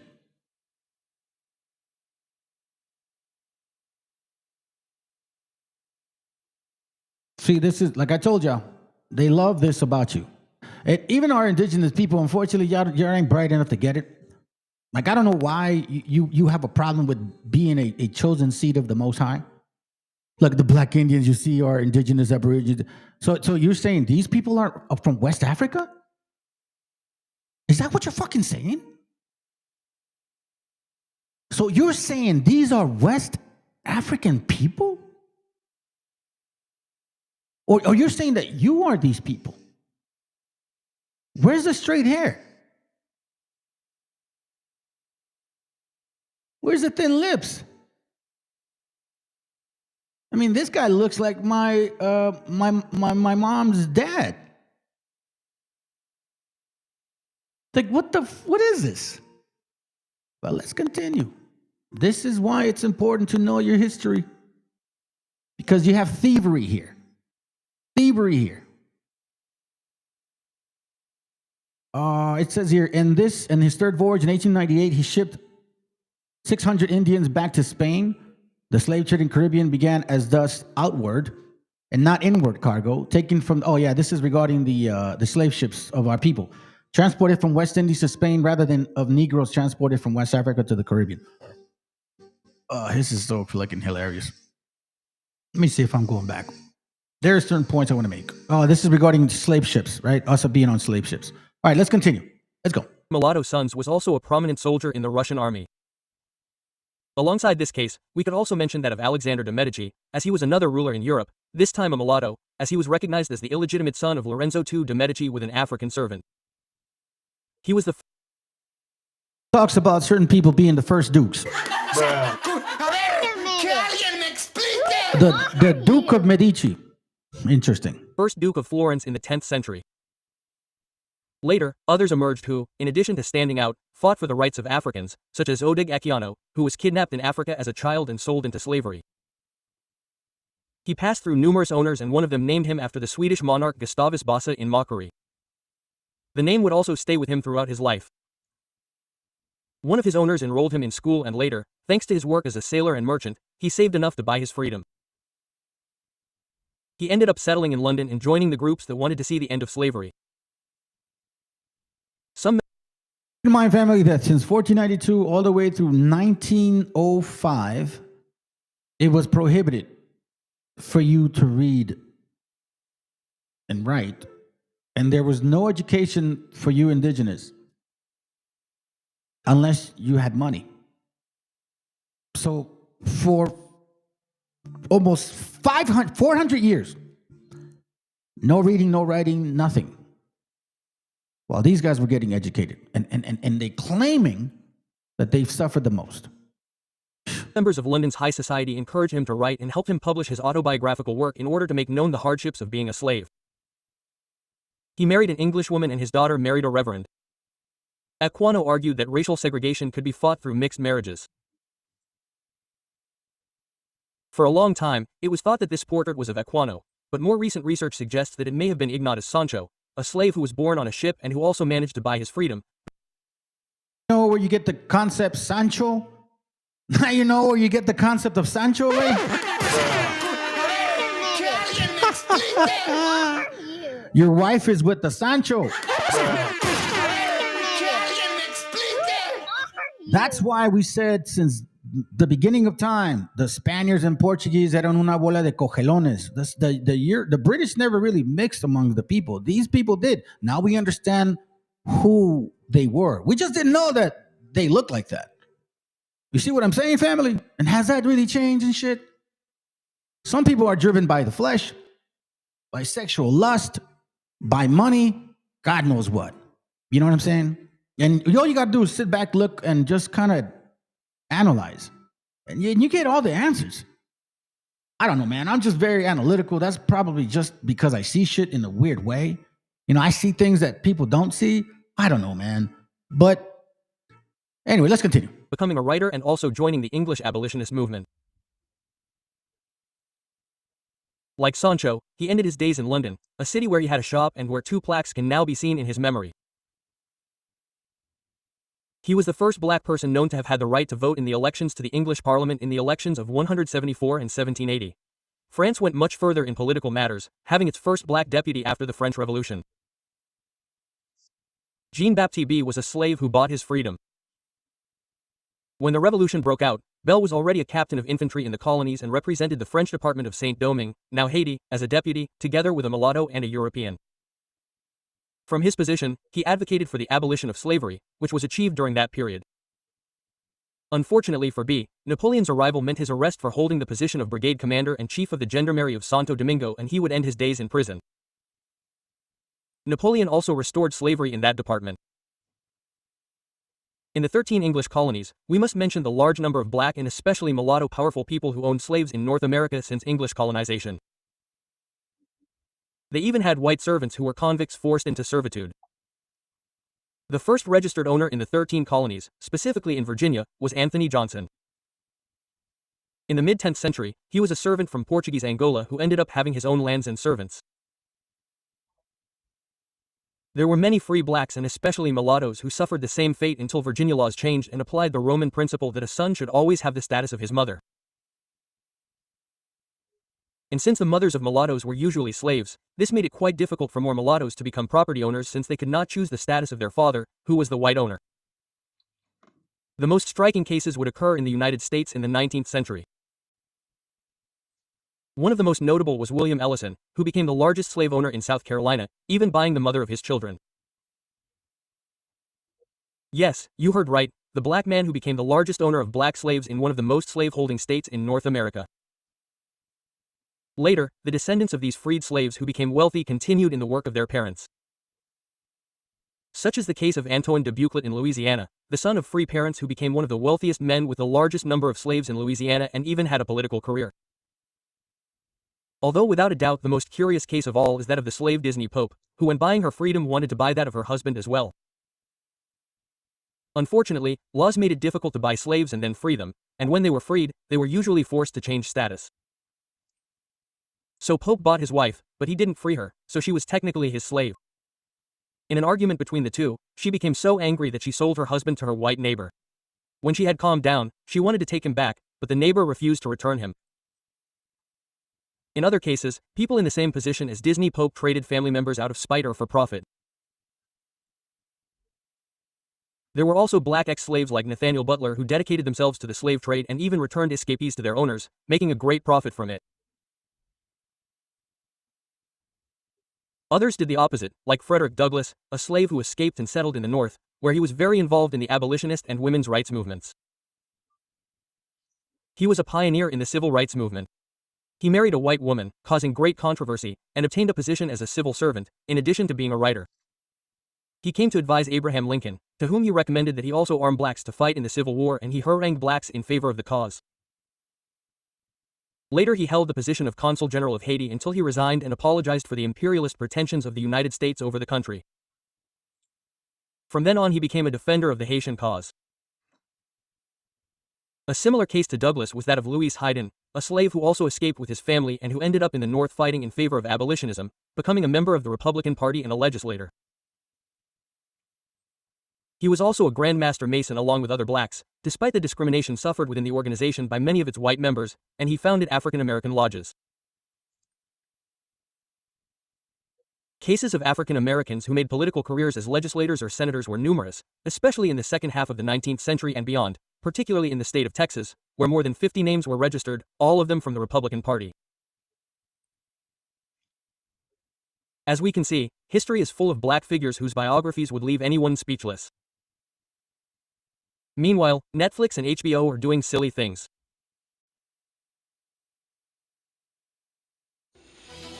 The ancient Maya, one of the greatest civilizations in human history.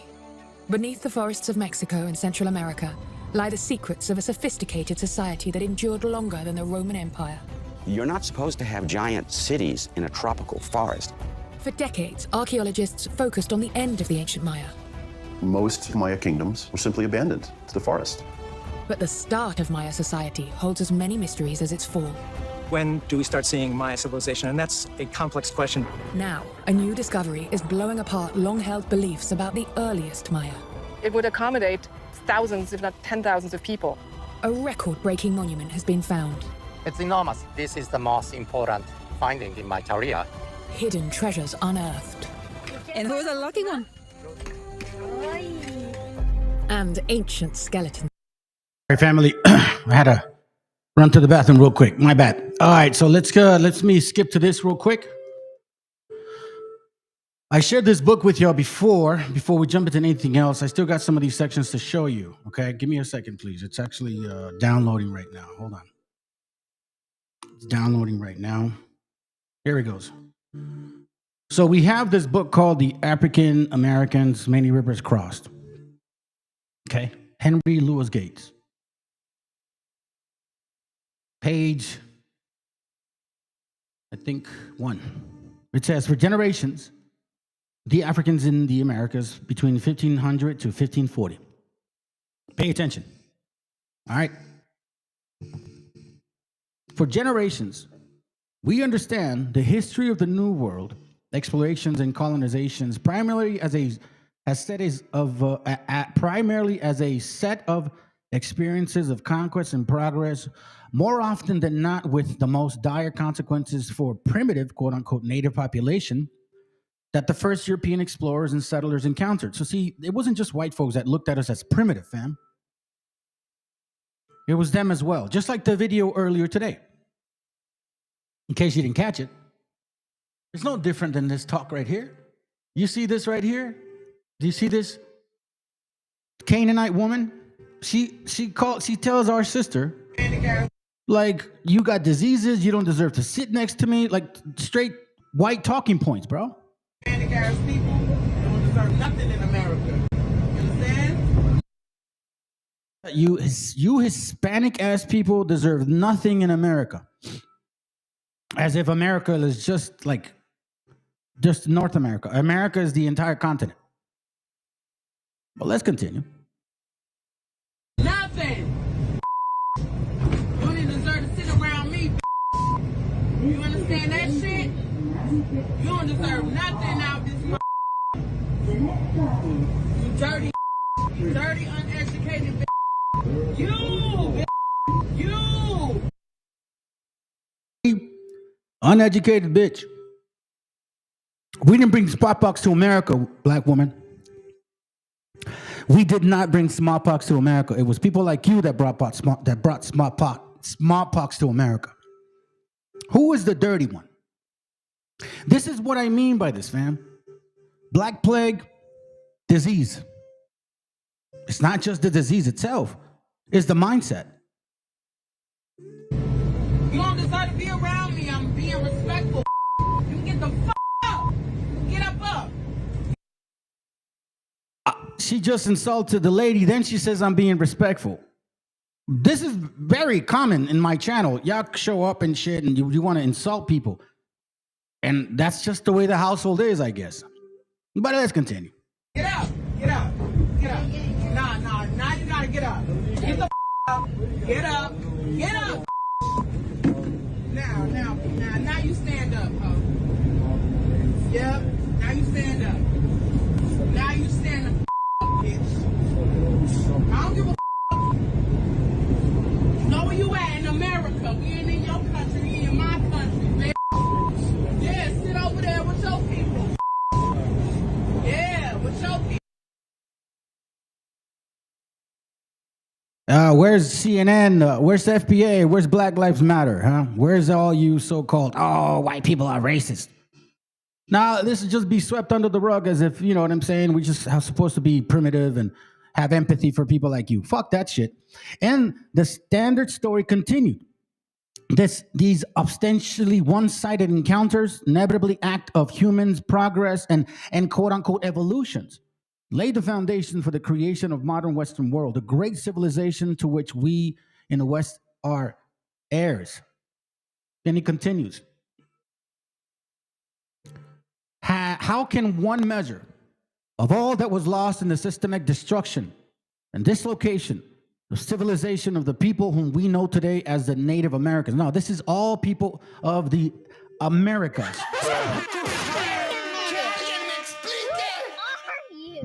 How can one fully take the toll in human suffering and the irrevocable losses to world civilization resulting from the 4 centuries of obliteration of the Mexicas people? Beginning with the conquest of the Taino, who is under the Mexica people, on the islands of the Hispaniola, and the Arawak, who are of the Mexica people. This is the Mexica continent. And we have Tainos under the Mexica continent or Arawaks under the Mexica continent. And the Caribs of the Greater and Lesser Antillas, beginning in the late 15th and early 16th century, extending the domination and subjection of the great Inca and Aztec civilization. This is the Mexica continent under the Inca and the Aztec civilization in the 16th century, and culminating in the dreadful Trail of Tears in the decades of 1830. You see how this man, this educated man, doesn't matter what nationality he is, an educated man acknowledging the destruction of our people without a drop of mentioning themselves. No, this is a total focus on what happened to our gente from 1492 all the way to 1830, and we're not even done on 1848, right? But as Aristotle reports, Agathon, the Athenian tragic poet, saying, not even God can change the past. You see that? Not even God can change the past. Oh, that's gonna hurt. Viva Mexico, cabrones! You can try to distract us by claiming other histories, but even God can't change the fact. That's right. All of us are indigenous.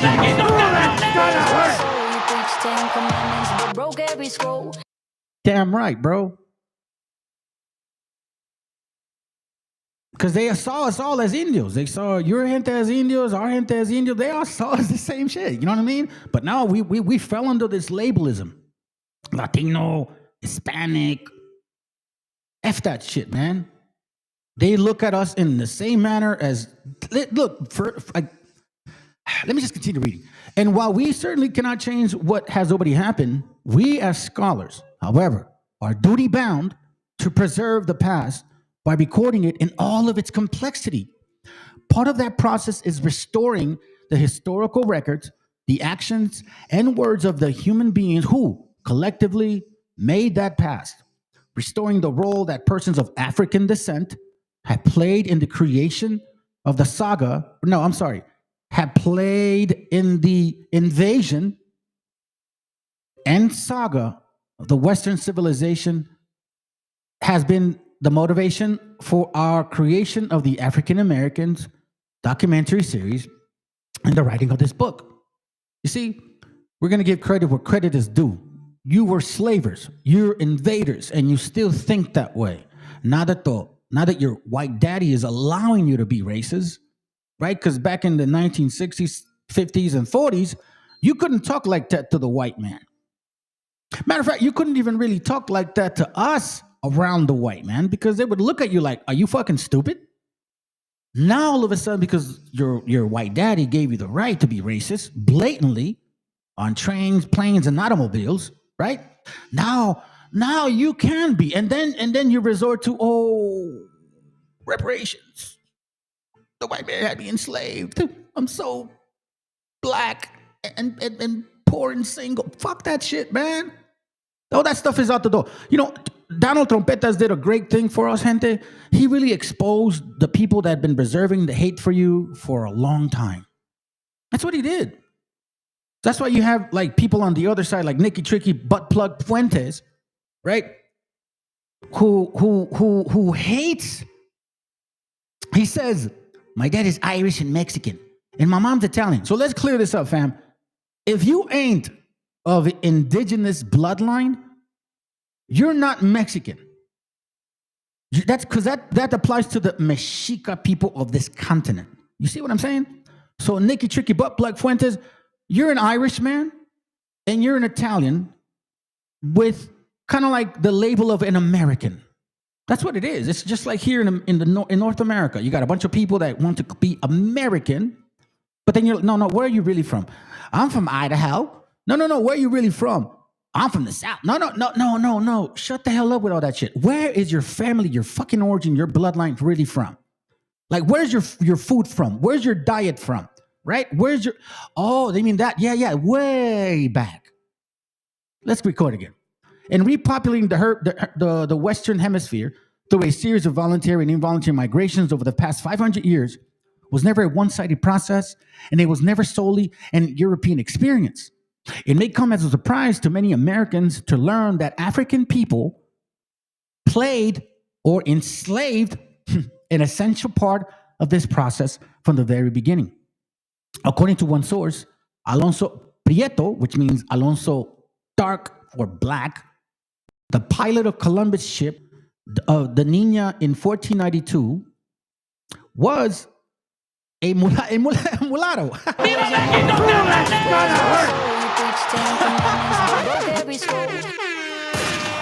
That's funny.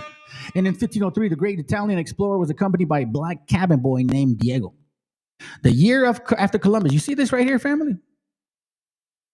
You see this right here? So these people, along with Columbus, they knew who they were meeting. And that's why they did everything possible to destroy history.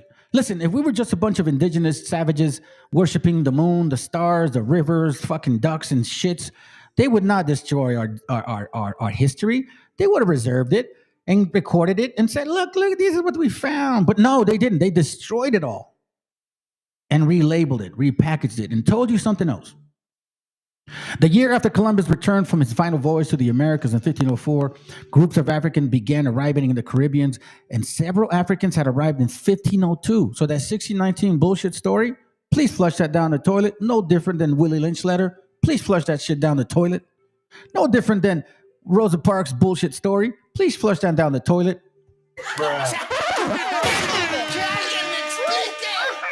It says here, brought to Hispaniola in the island composed of the modern Haiti and Dominican Republic.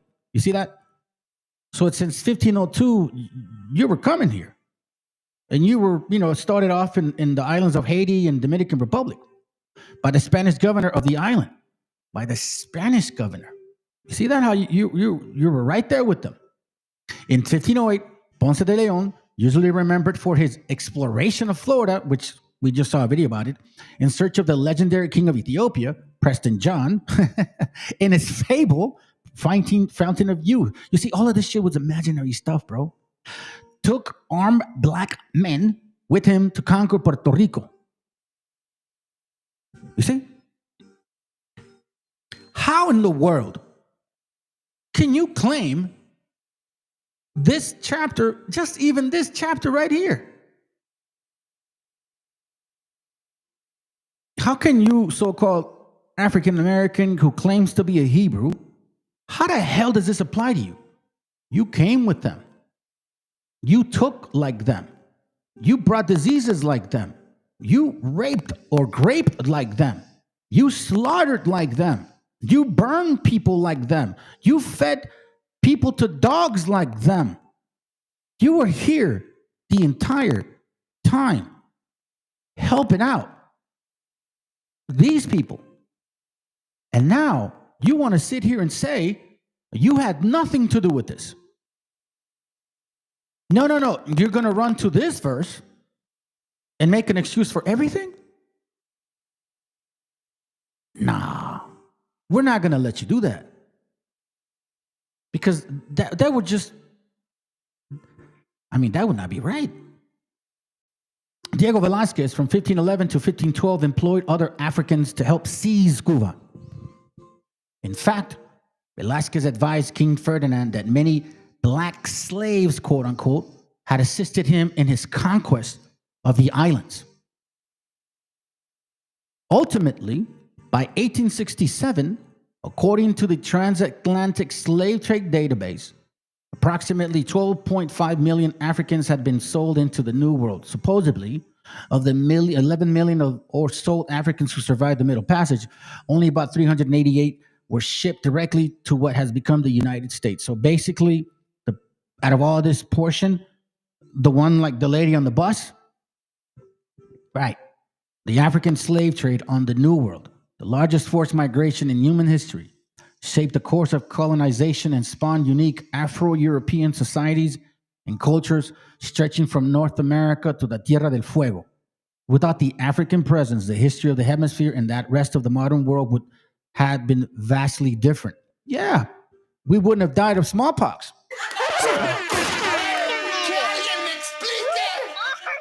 That's for sure. It says here, and surprising, I would say, if not all of the first explorers and conquerors of New Spain were European, it is equally important and surprising to many of us to note that not all the first Africans were not all of the first Africans who assisted the Spanish and Portuguese came as slaves. On the contrary, an untold number of free people of African descent, black conquistadors. What's his name? The guy from Sakari. It was just one. Shut up. Born in Africa or on the Iberian Peninsula. Also accompanied Spanish conquistadors, such as Hernán Cortés and Ponce de León, two famed explorers of vast regions that would become modern Mexico and the western southern regions of the United States. And as we might expect, their exploits were just as heroic and just as problematic as those of their fellow conquistadors. But far more Africans came with the Spanish and Portuguese as slaves, servants with various degrees of freedom, attendants, and armed adventurers, while the number of African explorers, invaders, vessels of smallpox, it is impossible to determine. They participated in some way in virtually all of the Spanish expeditions in the New World in the 16th century. These black conquistadors set an example of subsequent racial relations throughout the entire Spanish colonial experience, living their daily lives with the degrees of complexity that rarely would be achieved by black men and women in early English settlements in the Caribbean and in North America. Once again, I've said, in Mexico, we knew that the Spaniards and Portuguese eran cogelones. We also knew that the British weren't really like that. And we're like, but they're both white, so why are they like that? Now we know why. Because originally these Spaniards and Portuguese weren't necessarily lacking melanin, so to speak. As a matter of fact, it says, indeed, wherever Spain set its flag of conquest in the Americas, Africans helped hold a pennant. Basically, you were holding their balls. They participated in the exploration of the lands that would become modern Mexico, Costa Rica, Honduras, Panama, Venezuela, Peru, and Chile, as well as Florida, Arizona, and New Mexico, and Texas. Why do you think Mexico kicked them out predominantly? Mexico is the only country, right, out of all the so-called Latino countries that you see the least amount of them. Because the Mexicas understand who the fuck you are. Or I should say the Mexicas. Let me rephrase that. The people in these lands understood who you are. Men such as Juan Garrido, Esteban Juan, John Rodriguez, Gaspar Yanga, Juan Bardales, Juan Garcia, Juan Beltran. You see who the Spaniards are, fam? That's why it's funny to me when a negro comes over and says, you're a Spaniard. What the fuck are you talking about? You're the first Spaniards. You guys are officially the first Spaniards. Negros, you guys are the first Spaniards of the Americas. Do you understand that? So we're not changing history. We're just going back to what it truly was.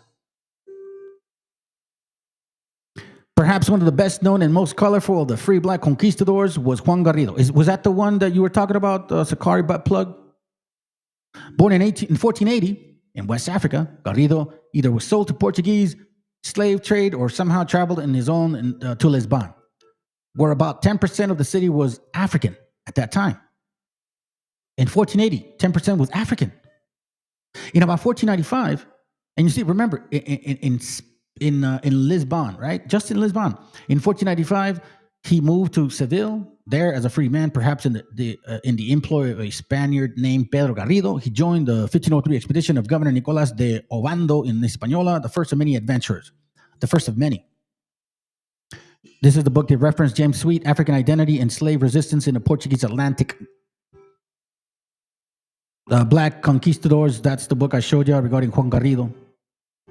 Then it says here in 1538, petitions of the Spanish crown asking for financial support for his services and loyalty. Garrido described himself as a free black resident of Mexico City. You see what I'm saying, fam? So while we were trying to fight against these Spaniards, we weren't just pushing against white Spaniards. We were pushing back against mulatto Spaniards, negro Spaniards. Get the fuck out of here. Because you ain't helping us at all. Matter of fact, it's because of you, we weren't allowed to read and write, and that's a fact. And for all you, the rest of you so-called Latin American countries and shit that are predominantly of our people, this is why you hate, like, our gente, because we're the first ones that push back on these bastards. Y'all embraced it. We didn't. That's why you got Hondureños with hatred. That's why you had, American Cholo, he's in it, Hondureño, because you don't know what it's like to deal with people like that. You were down there with your people fucking sleeping around with them probably. That's why your spirit gets exposed again. Then it says here, who for the last 30 years or more had volunteered for his services to Spain. I was present at all the invasions and conquests and pacifications. You see that? Pacifications, which were carried out. We see that word pacification. This is why it's so common and easy for them to say illegal. I understand why Trump basically did y'all a favor. He exposed the very same people that look like you or what they really are about. Not all skinfolk is kinfolk. And the very clear example of the fact that this empathy, this so-called history between these two nations has been total bullshit. Neither one of them want to admit it. Garrido, along with many other free and enslaved blacks, had in fact participated in some of the famed expeditions by Spain against native or against the Mexica population, Taínos, Arawaks included. You see this? My brethren of this continent, how the so-called European white man and the so-called African black man work together to destroy your nation, to feed you to dogs.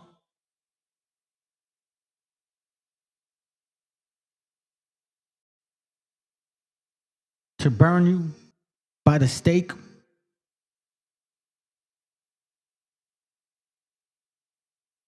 To then hang you up by several trees and then say they put 12 of y'all and then the 13th and claim that's Jesus.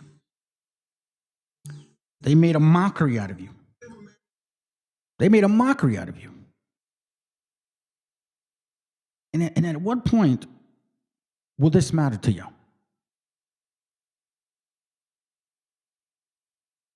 Let's remind ourselves, fam, that you cannot ignore history. You can, it's like in Spanish we say, no puedes tapar el sol con un dedo. You know what I mean? Like, no puedes tapar el sol con un dedo. You can't ignore the obvious. The obvious is in front of you. Garrido, along with many other free and enslaved blacks, had in fact participated in some of the famed expeditions by Spain against the Native American population. See these pictures here? Wobbles, where the fuck you at here? You're here on the left side. Those are the people that they encountered. It says in Puerto Rico, the third black man, a mixed-race conquistador named Francisco Mejias, played a key role in establishing the island's first ranchers. At his ultimate death, at the hand of a pair of Indians, Mejias possessed more than 200 pesos in gold. Wow, bro. Wow, I can't, man. You know what? Fuck that puto. Fuck that puto. You heard it here first. Immediately after his Puerto Rican adventure, Garrido engaged in gold mining and secured several black slaves to assist him. With native populations decimated by European-induced diseases, with native populations decimated by European-induced diseases, no. By you guys. You see, here's where this guy doesn't admit it. You see this? You see? So you're a scholar, but to a certain extent. Here is where you exclude the fact that you guys brought smallpox. Not the European white man, the African man. Because we got all the other diseases, syphilis, typhus, French pox. Those are sexualized, like sexual shit. You know what I'm saying? They didn't necessarily kill us as much as smallpox did. Labor shortage plagued Spanish efforts to mine, farm, and establish sugar plantations. So now we understand that while our people were being killed, now we know why history says, oh, they were bringing black slave over because, you know, they were the ones that would handle bullshit. You were decimating our people on purpose. You are a disease. And I'm glad the scriptures say that the Most High is going to destroy you. It's not in my hands. I can only express facts.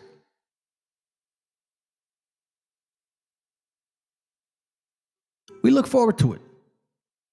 Listen, what goes around comes around, man. Everything that you put out in this world will come back right to you.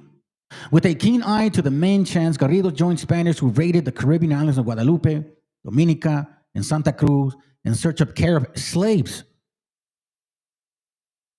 Native Americans with a reputation of fierceness and cannibalism, really.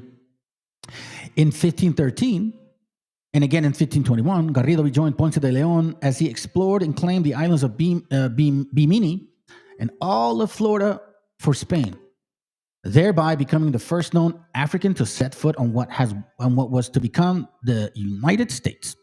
Hey, Wabos, how come you don't bring this shot? Why doesn't this matter to you? Colombianos, is this not important to you? Oh, that's right. You want that money, huh? You want that feria. That's cool. Be a grifter, bro.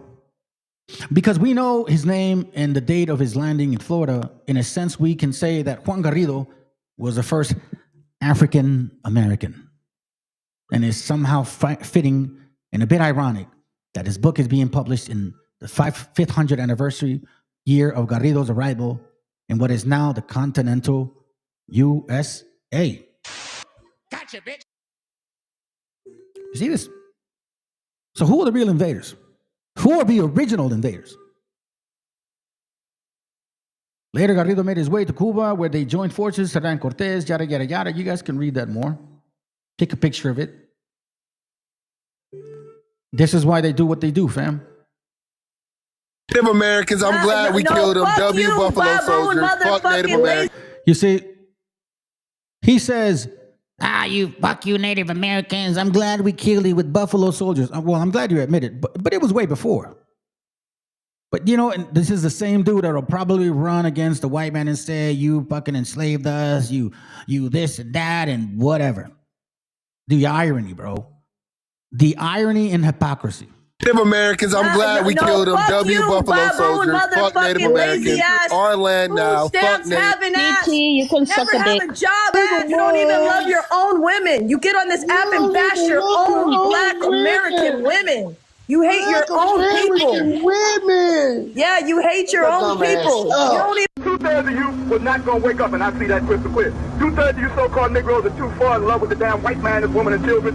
Are you too damn much in love with the African, they women and children? Are you too damn much in love with the East Indian, they women and children? You're in love with everybody but your own women and your own children and each other. Your woman loves everybody but you. And the ones of you that can't get that corrected, you're going to die. And I'm going to tell you, a lot of your black women going to die. I see that. That crystal see that. A lot of them going to die. Only about 10% of them going to make it. 90% of them ain't no damn good. I'm going to tell you plainly, and the Bible says the same thing. 90% of the black women ain't no damn good, and they're going to die. So you see that there's the rest of that video shows like they prefer, you know, I guess not their kind. So let me get to my point here. We're going to go back to, let's see, I think right here. Let me read this to you first. Para que vean qué pendejos son, güey. I mean, if you got to be a real pendejo to say some shit like that. So this idiot here, it was a while ago. He says, El estúpido.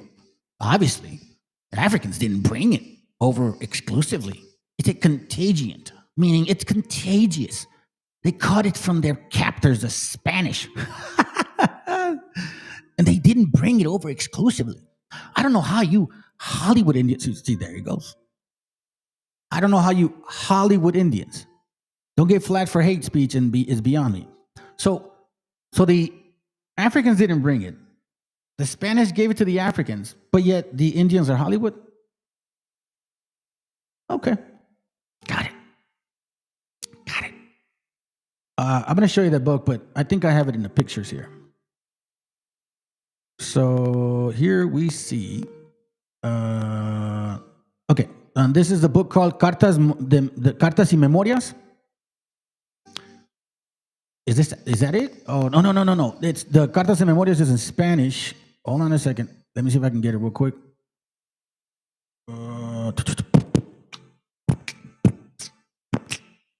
What, you're not going to give me the link now? What's going on with this shit, dude? All right, well, let me continue. In the meantime, it says here, The Death of the MESHIACHA. I think the book is called, the book is called History of the Conquest of Mexico with a Preliminary View of the Ancient American Civilization and the Life and the Conquest of Hernán Cortés by William Prescott, right? So let's go back to page, we'll start at, let's see, we'll start here, okay? Page 434. It says, it was with no little regret that the general learned at this time that the death of his good friend MESHIACHA, the old lord of Tlaxcala, who had stood by him so steadily in his hour of adversity, he had fallen a victim to the terrible epidemic. You see, remember it says endemic, pandemic, then epidemic, right? Okay. The smallpox, which was now sweeping over the land like,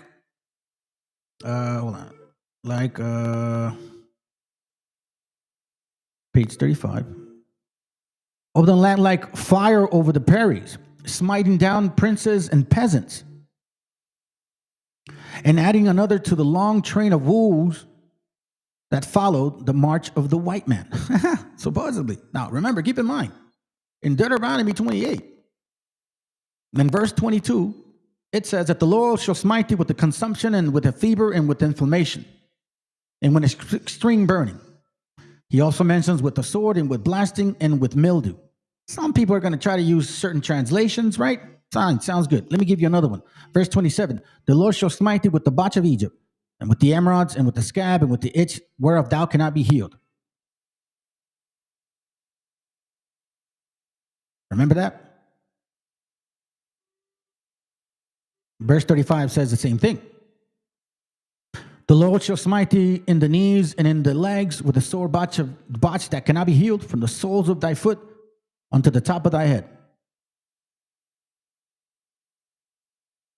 It says here that, and adding another to the long train of woes that followed the march of the white man and the black man, it was imported into the country, it is said, by a Negro slave in the fleet of Narvaez. It first broke out in Sempoala. The poor natives, ignorant of the best mode of treating the loathsome disorder, sought relief in their usual practice of bathing in cold water, which greatly aggravated their trouble. From Zempoalla, it spread rapidly over the neighboring country and penetrating through Tlaxcala, reached the Aztec capital, where Moctezuma's successor, Cuitlahua, fell one of its first victims. Hence, it swept down towards the borders of the Pacific, leaving its path down strewn with the dead bodies of natives who, in the strong language of the contemporary, perish in heaps like cattle stricken with murrain.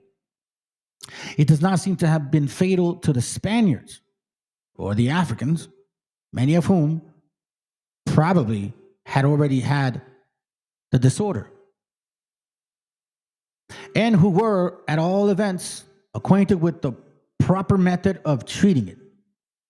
Now in Spanish, la primera fue el de viruela, y comenzó de esta manera, siendo capitán y gobernador Hernán Cortés, el tiempo que el capitán Pánfilo Narváez se desembarcó en esta tierra, y en uno de sus navios o barcos vino un negro herido de viruelas, la cual enfermedad nunca en esta tierra se había visto, y esta sazón estaba esta Nueva España en extremo muy lleno de gente. Murieron como chinches almonteños. Eran tantos los difuntados que morían de aquella enfermedad que no había quien los enterrase, por lo cual en México los echaban en las acequias, porque entonces había muy grande copia de aguas y era muy grande hedor el que salía de los cuerpos muertos. So here it says that we were basically left to die for, right? Left to die for, right? So then not even what? The birds would pick you up? Now check this out. Check this out. Verse 26 says, and thy carcasses shall be meat unto all fowls of the air, and unto the beasts of the earth, and no man shall fray them away. Why? Because so many bodies would be dying that it would be like body after body after body that nobody would even have the time to bury them, bro. That's exactly what it said right there.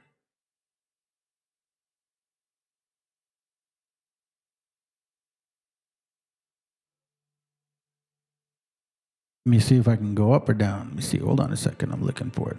Now here, this is from, I believe, if I'm not mistaken, the Leo Africanus history. Yes, Leo Africanus. Okay, this is the history of Africa written by Leo Africanus in the early 1500s, later printed in 1600, okay? It says here on page 38, remember, this is what kind of diseases the Africans are subject unto, okay? Wabos, pay attention. It says, if any of Barbary been infected with the disease commonly called the French pox, they die thereof for the most part and are seldom cured. You see that? So the people in North Africa, right, or even anywhere near, who have dealt with French pox, they die of that because they're not familiar with that disease. So the French brought that to them, right? So you see how that makes sense? That makes sense. When you're not familiar with the disease, it's going to kill you. So here we see that French pox was European, and it would kill these people. The disease beginneth with the kind of anguish and swelling, and that length break out unto the sores over the mountainous of Atlas, and throughout all Numidia and Libya, they scarcely know this disease, insomuch that oftentimes the parties infected travel forthwith unto Numidia or the land of Negroes, in which places the air is so temperate that only one by remaining there they recover their perfect health. So it's so hot in there that heat kills the disease. Which one? The French pox, which is what? Familiar to who? Not African people. Europeans.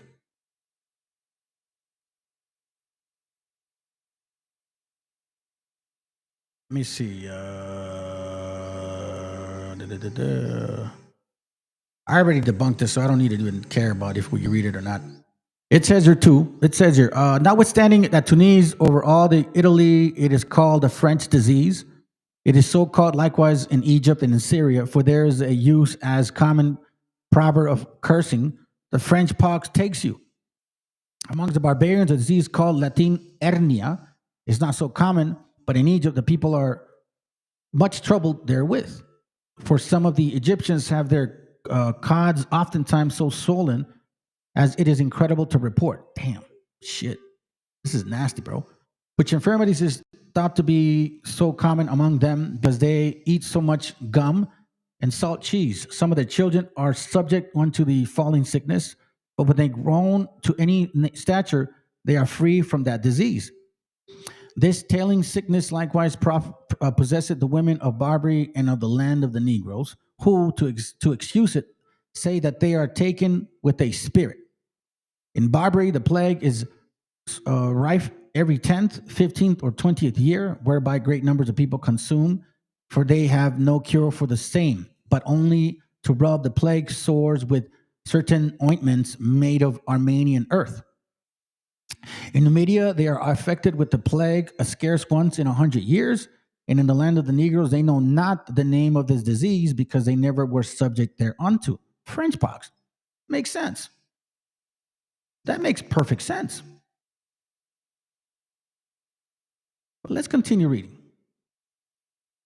That was actually regarding another topic, or eunuchs.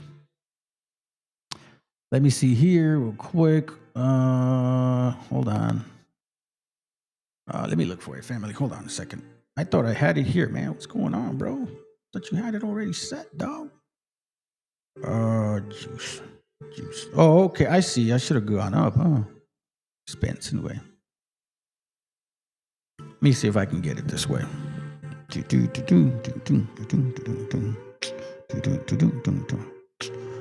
Oh, I had to go down. Give me a moment, family. I'll be right with you. I had a whole set of pictures already set because I know it's going to take a while with this computer, especially the media slowing down.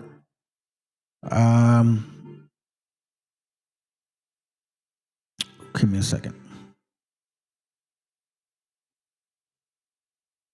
It's probably time to purchase it, man. I hate to do it. Like, I don't want to spend more money. Give me a moment. Let me see if I can get it real quick. And shoot, if not, I'll just have to use the books. It'll slow me down a little bit, but it's not a big deal. Where are you at? Okay, so it's out of there. Boom. Boom. Let me try this one here. Okay, I used this already. I used that already. I used this already. Let me see if I hit here. Give me a moment, family. Give me a moment. I'll be right with you. I don't want to show you a bunch of links. Man, where the hell are you? Man, I guess maybe just the way it is. You know what I'm saying? Sometimes these things happen. I don't want to blame anything specific. I just find it so funny, bro, that the moment I want to use these things, they're not available. It just baffles me. Sometimes I wonder if it's me or if it's like something else. You know what I'm saying? Because I had a good amount of pictures for y'all. But apparently now they're not here. Let me see if I can do this. Just gonna have to do it the old school way. See, it's because I have a bunch of pictures, family. That's why.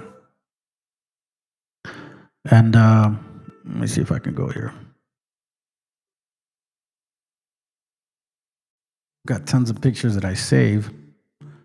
And there's a set of pictures that I took regarding smallpox.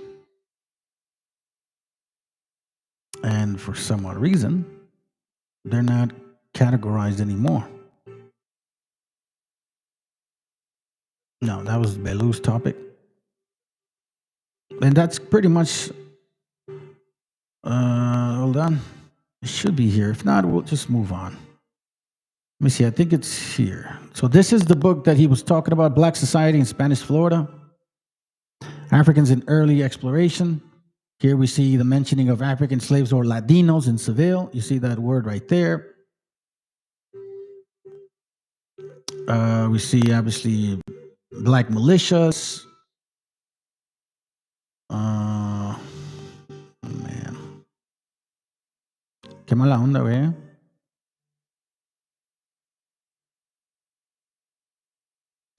Let's see. Hold on. If not, here's what I can do. I think this is it right here. Yep, this is it right here. Oh, no, the other way. Here we go. There we go. These are different books that I have, all right? So it says here, with men of Narvaez had come a black man suffering from smallpox, and he infected the household of Sempuela where he was quartered. And it spread from one Indian to another, and they, being so numerous and eating and sleeping together, quickly infected the whole country. It says, the Mexicans had never seen smallpox before and did not have even the European meager knowledge of how to deal with it. The old soldier chronicler Bernal Diaz del Castillo, look him up and find out books that he wrote, called the Negro a very black dose for Mexico, for it was because of him that the whole country was stricken with a great many deaths.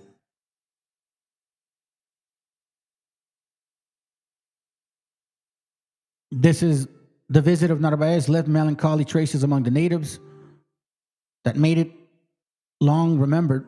A Negro and his suite brought with him smallpox. The disease spread rapidly into that quarter of the country, and great numbers of Indian population soon fell victims to it. The Columbian Exchange, that's where that book is from, family. This one here. So go to look up the Columbian Exchange, the book, and on page 49, right, you're going to see this paragraph and then references number 30. That's the book that Bernal Diaz del Castillo mentions.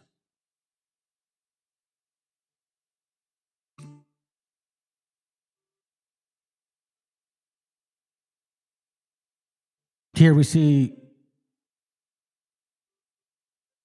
the disease like the botchers of Egypt. Who brought it? They did. That never happened to them. How can you call yourselves a so-called Hebrew or indigenous? No. That's why we have to consider what this means. The stealing of a heritage, the blatant lies of the contribution they had with invasions, the rape, the murder, the slaughter, the feeding to dogs, the killing with diseases, the teaching us Christianity. The Maya conquistadors clearly state that these black padres hated the natives.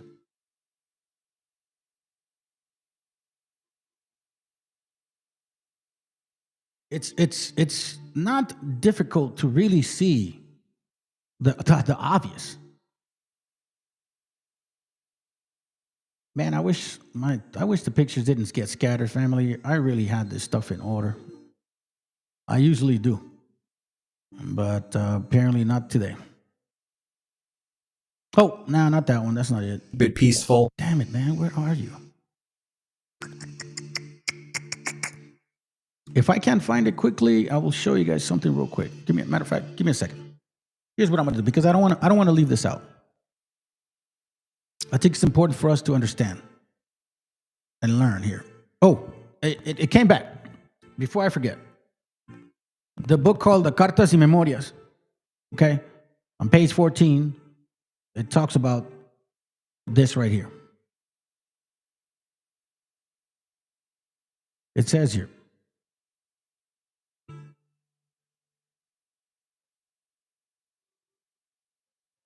y es la misma que trajo a México el famoso esclavo negro de la expedición de Pámpilo Narváez. It talks about what? The viruela, right? Was it viruela? Was in it? Doesn't I have that? No, not El negro, viruela, güey. Page 14, it says, pero lejos de ayudar a evitar el despoblamiento de nativos, la formación de pueblos ayudó en 1518 a propagar por las islas una de las más terribles epidemias de viruela y otras enfermedades del viejo mundo. Now, I'm going to show you something. Epidemias, viejo mundo, right? We hear all that stuff. We see what that means.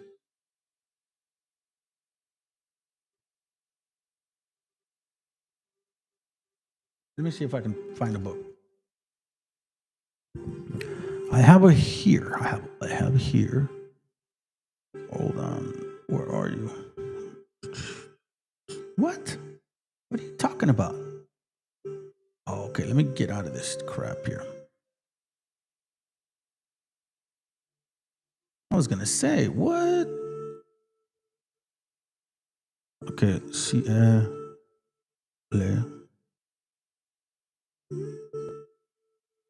where are you? Okay, hold on. This is weird. I don't know what the fuck is going on here, man. All right, hold on a second. No, that's not it. Maybe this one? I think this is it. Hurry up, man. Yep, this is it. Okay, check this out, fam. Remember I mentioned regarding the necessity to learn and know the difference between, hold on, a endemic disease compared to a pandemic disease compared to an epidemic disease, right? I think we all understand that.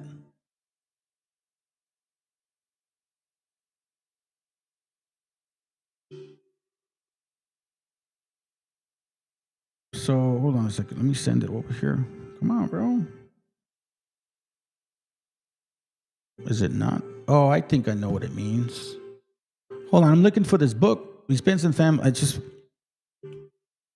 don't know what the hell is acting up like this.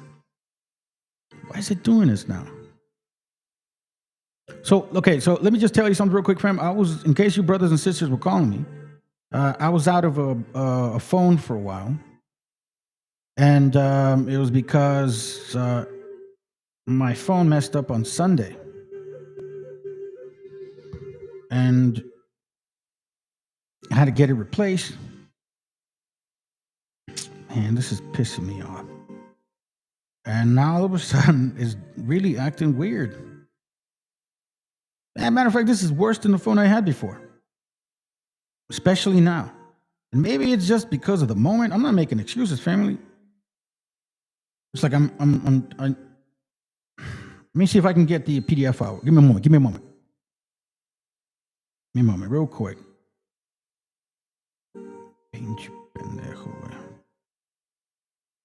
Come on, bro. All of a sudden now you're acting stupid, man.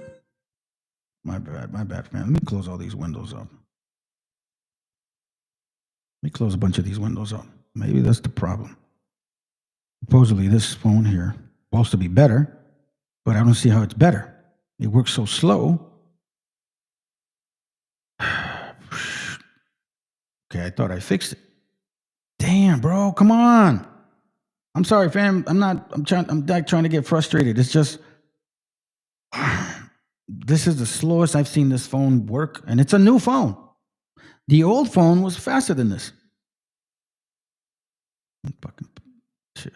Maybe it's just the wicked spirits trying to slow down this flow. Here it goes right here. I got it. It's called A Voyage to the River Sierra Leone on the coast of Africa, containing an account of the trade. Let's see if it pulls up. Yep, here it goes. Now we're going to go to page. Come on, bro. Wow. Wow. This is crazy. All right, we're going to go to page 135 on this book. All right, give me a moment. We're going to go to page 135 here. All right. 35. And here we go and see. All right, check this out. Keep in mind that we are speaking about either endemic diseases, pandemic diseases, or epidemic diseases, right? I think we're all clear on that. So when you look at page 135, and I'll just kind of summarize here regarding the white, matter of fact, I'll read it. A capital white trader who has resided nearly 30 years here. Let me show you guys who the book is. The Voyage to the River Sierra Leone on the coast of Africa, containing the accounts of the trade and productions of the country and the civil and religious customs and manners of the people, yada, yada, yada, 1791. We bring receipts here. We don't bring feelings.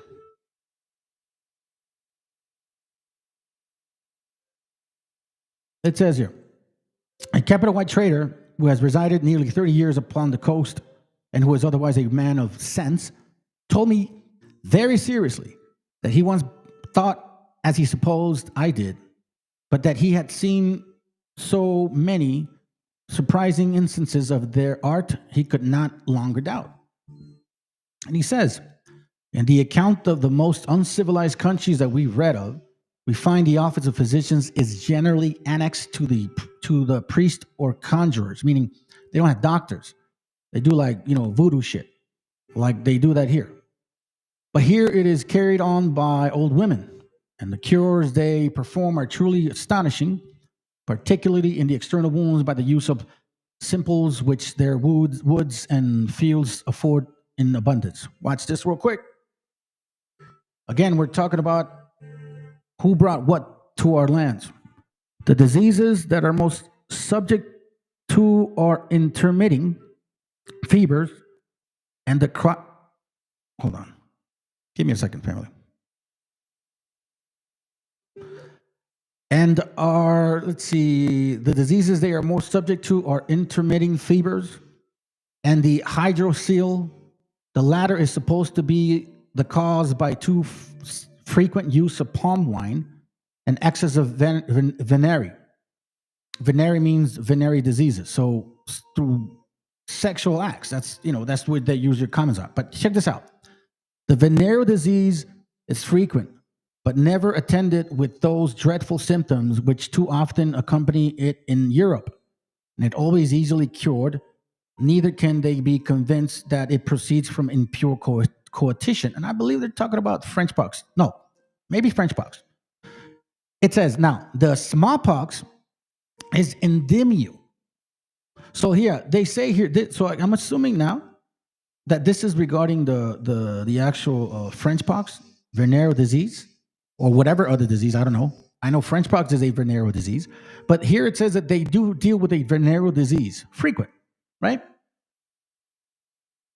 Which too often accompany in Europe. So I guess this is French pox. It doesn't name it. Now, it follows up with another disease. Now, the smallpox is an endemic, but it is not so frequent on the seacoast as it is in the interior country. We see this here? So smallpox comes from where, fam? Where does smallpox come from? The smallpox is endemic. So again, it's endemic. Now, what does endemic mean? Endemic means regularly occurring within an area or community, compared with epidemic, which happened to us, or a pandemic when after it spread worldwide from Africa.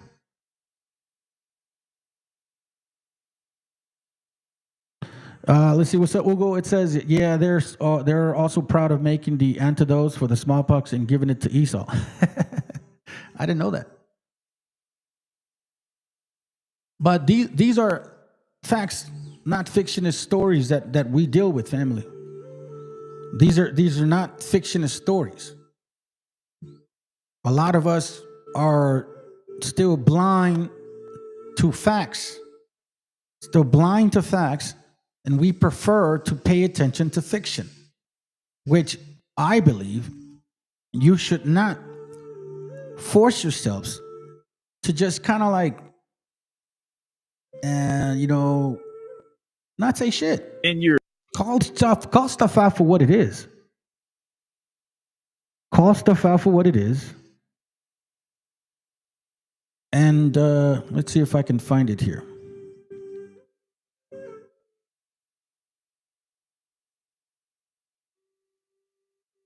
Let me see if I can find it here, family.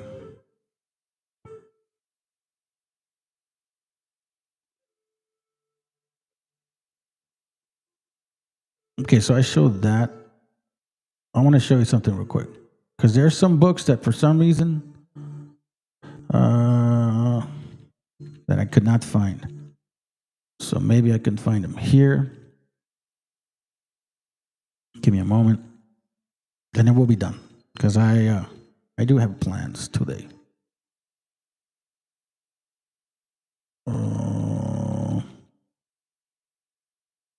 Give me a moment. Okay, here. Let's look at this real quick. And then we'll be done. I just want to follow up on some books that I couldn't find. Okay? So give me a moment here. Forgive me, my family. All right, let me close these up real quick.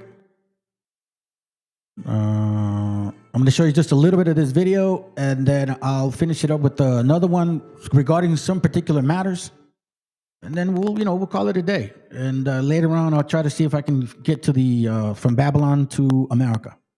All right. So without further ado, let's do the nature of it. Hold on a second. I'm in the wrong site. My bad. I'm over here reading it to y'all. Let me read it again. All right. So here, let me see if you guys can see it. First of all, make sure. Yeah. All right. You guys can see it, right? Still okay. Good. So here we see Narvaez brought with him a Negro who was in the smallpox, an unfortunate importation to that country. For the disease spread with inconceivable rapidity, and the Indians who also suffered of French pox, but was brought by both the Europeans and the Africans, right? But died by thousands for not knowing the nature of it. They brought it to the fatal issue by throwing themselves into cold water in the heat of the disorder. Thus, black was the arrival of Narvaez. Oh, that's gonna hurt. Is that racist, David? And blacker still the death of such multitudes of unfortunate souls. Oh, that's gonna hurt. Is that racist, David? Which were sent into the other world without having an opportunity of being admitted to the bosom of our holy church. How insulting. How insulting. Page 236, let's just go to it real quick. I think it's just mentioning it. It's not a big deal. It's in the bottom. At this period, another prince of royal blood was elected to the throne of Mexico, for the former who had expelled us from the city was dead of smallpox. Again, smallpox. Now let's go to some books I have here. This is from, let's see. Where you at? This is from, hold on a second. 41. Yeah, this is from the 7 myths of the Spanish conquest. It's when he's talking about the Africans helping conquer. Okay? It's a good book. 140, page 140. It says on the bottom, for the 10 millennia, the Americas had been isolated from the rest of the world. The greater number of the people in the old world and the greater variety of domesticated animals from which such disease as smallpox, measles, and flu originated. You see this? The old world. It didn't say Europe. It said the old world. Europe, East, and also Africa. It says meant that Europeans and Africans arrived in the old world with a deadly array of germs. Oh my God. These germs still killed old world peoples, but they had developed rapidly high levels of immunity compared to Native Americans, who died rapidly in a staggering high number. Right? Page 41, 141. After half of Columbus' first voyage, the Native American population fell as much as 90%. It says here that smallpox seemed to be the culprit. Spanish and their Nahua allies moved through, blah, blah, blah. You guys can read it if you want. Disease moved through Americas faster than germ-carrying European and Africans could. Bruh. Wait a minute. are you? It was brought to Mexico by Narvaez expedition in 1519, spread by the Spaniards in African, led by Cortez. In Alvarado through central and southern Mexico, and in Guatemala, traveling rapidly through Central America and in the early 1520s, before fanning out across South America. This smallpox was pandemic, which is different than endemic. Endemic is local, meaning Africans actually had it, brought it, and they're the ones that took it, right? They're the ones that took it. Then it says here, these and successive waves of disease penetrated, up in North America, decimating the densely populated lower Mississippi and southwest in the Amazonia. Now, we know here not in our land, if you believe in the Bible, that we were going to be attacked by smallpox, by foreigners of another nation that we never heard of, never known of, we never even spoke their language. It also said that we would diminish in Deuteronomy 28. But in Isaiah, it also says that even that we're going to diminish to the 10th part, to the 10%. Isaiah, I believe, 6. Look it up. If you believe in the Bible, you're technically in there. But apparently you guys don't. So, let's continue. Let me see if I got more.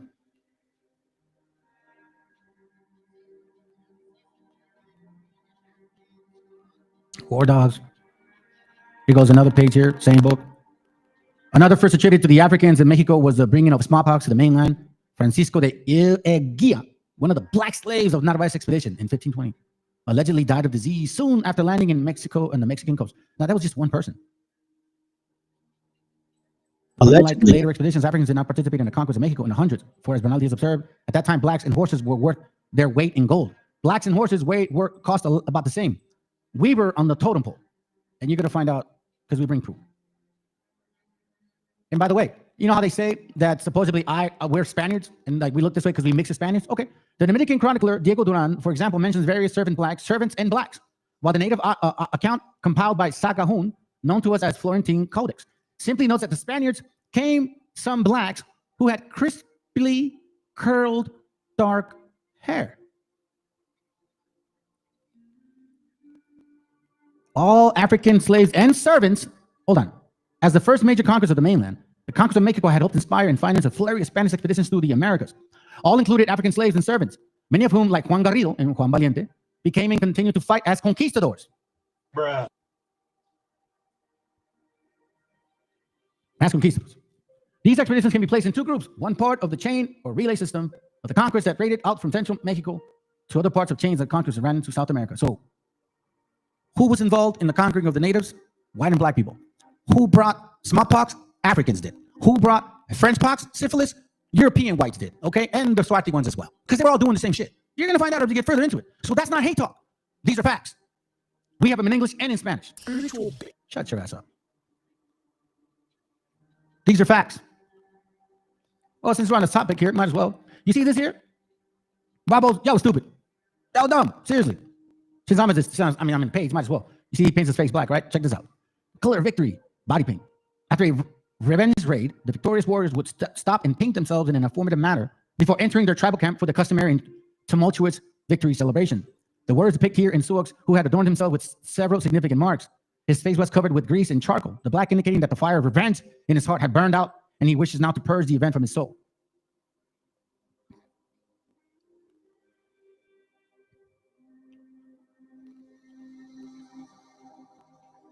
It's the same book that I showed you.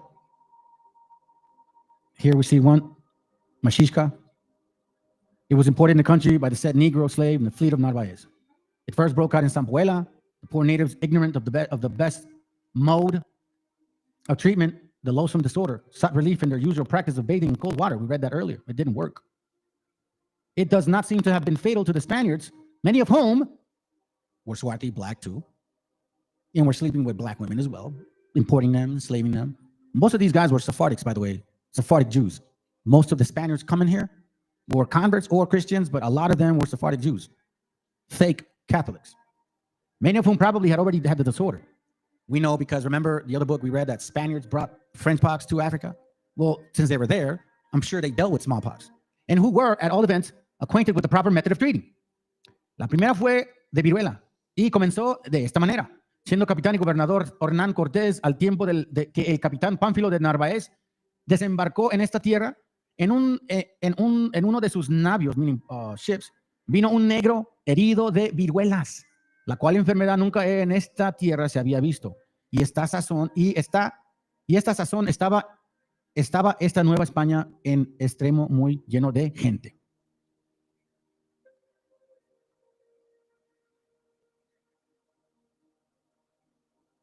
It's just MESHIACHA, like how he died. Don't need to read that. Just says the same shit. Same thing. The visit of Narvaez left melancholy traces among the natives. The Negro in his suit brought with him smallpox.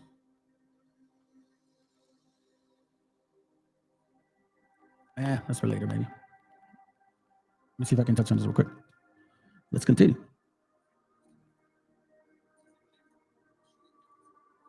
Hi, welcome. So I want to show you a little quick video.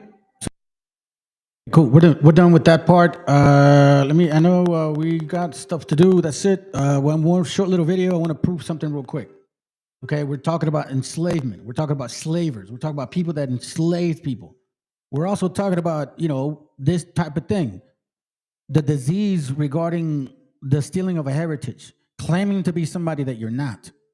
So this reasonable, I guess, white woman, it does speak facts.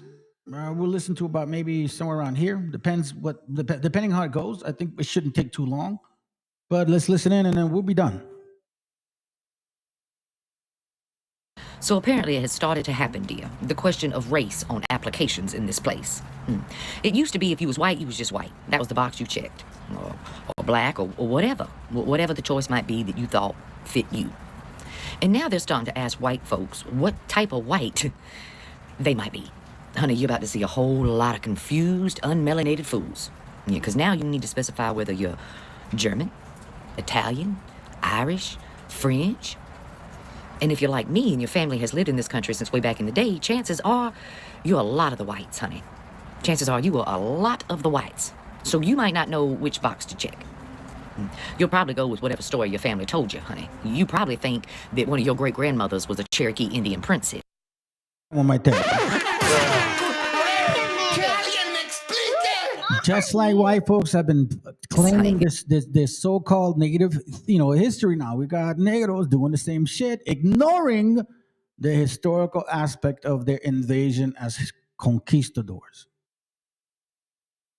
And disease carrying in vessels as dirty as the so-called white men. May I say it? Family told you, honey. You probably think that one of your great-grandmothers was a Cherokee Indian princess, honey. You know who I'm talking to. There's a whole lot of white folks out here today that think your great-grandmother was a Cherokee Indian princess. A whole lot of negros, too. Hold on a second. Let me say this.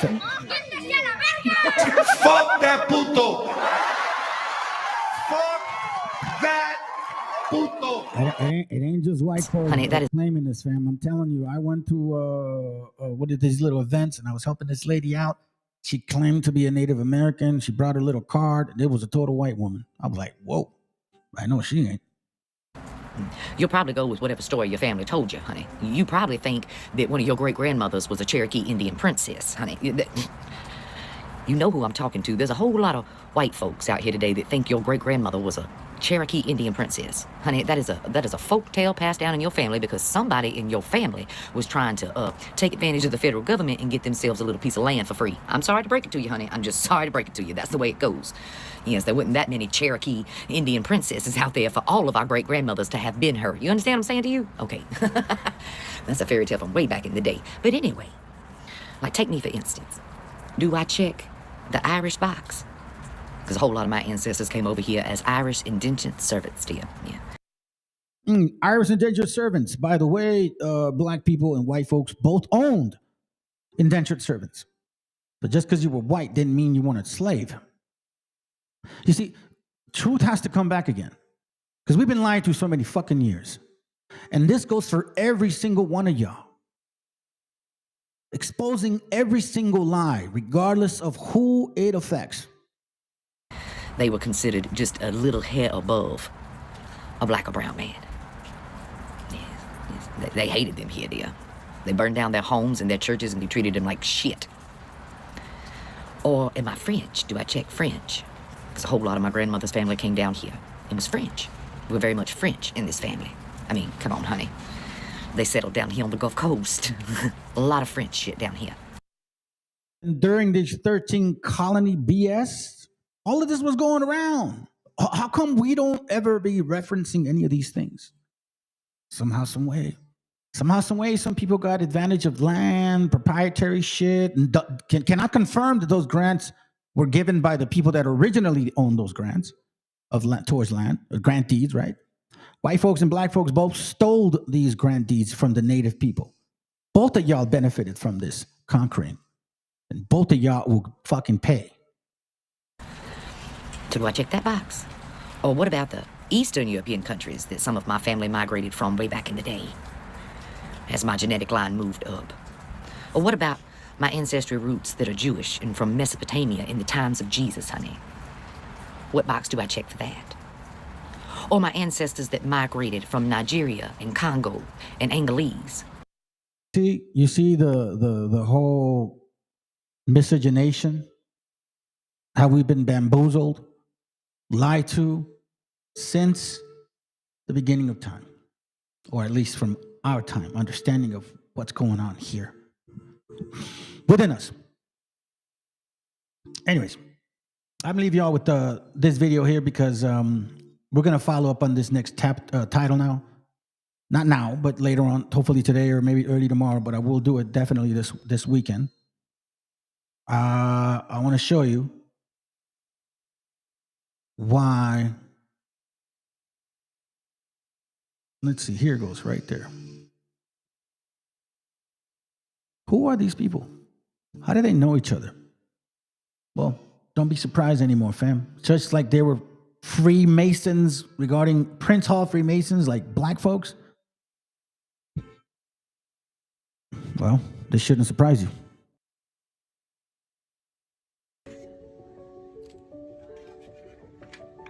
Legend of the Craft, Legend of the Temple. My name on the Masonic and the Order of the Eastern Star, the Baphomet there. Photo of George Washington's sash worn in the Revolutionary War at the time he resigned his commission in 1783. Oh boy. The building of Solomon's Temple. Oh look, this is George Washington's Masonic apron. Oh, look at that, George Washington. Okay. Oop, Thomas Jefferson. James Madison, check it out. James Monroe. Andrew Jackson. Here you have Masonic presidents of our country. Masonic presidents. I'll zoom in here so you can read a little bit better. George Washington, Mason. Thomas Jefferson, James Madison, James Monroe, Andrew Jackson, James Knox Polk, James Buchanan, Andrew Johnson, James Garfield, William McKinley, Theodore Roosevelt, William Howard Taft, Warren Gamaliel Harding, Franklin Delano Roosevelt, Harry S. Truman, Gerald Ford, the fatherhood of God, the brotherhood of man. There you have George Washington with a nice all-seeing eye radiating down over the White House. Nice imagery there. The white apron there, made of lamb's wool, and it symbolizes the veil that veils the Holy of Holies. That's the veil that we're lifting, finally, family. Finally, we're lifting that veil also. We're lifting the skirts in our eyelids that for so long they told us to maintain. We're getting rid of all of that bullshit. It's time that you know the facts and get over your feelings. And today, if you're celebrating this damn stupid Virgin Day, let me remind you that the same very people that enslaved your ass, that fed you to dogs, that raped your daughters and mothers and sisters, and burned you to the stake and gave you a epidemic disease, is the same people that gave you the Virgin Mary, the Trinity, the bullshit Juan Diego story, the Padre Nuestro, the Credo, the Diez Mandamientos, the fucking Rosario, and all of that bullshit stuff that we were supposed to memorize. Tu pinche Santa Cruz, tu Catolicismo, all of that stuff, they brought it. The very same people that you supposedly don't like are the very same ones that you worship. Y'all are fools at this point if you continue. The God of Masonry, which is right directly behind the veil. Excuse me there, I have to point there. That's the God of Masonry. You see the square, you see the compass, you know, this thing here, right there, the G in the middle, does not stand for God. It does not stand for geometry. It stands for generativity. It is a sex symbol. Okay? Is a sex symbol. So, anyways, all right, family, that's all I got. Good to have you here, sis. Sorry, my bad. Hold on. Let me just do this.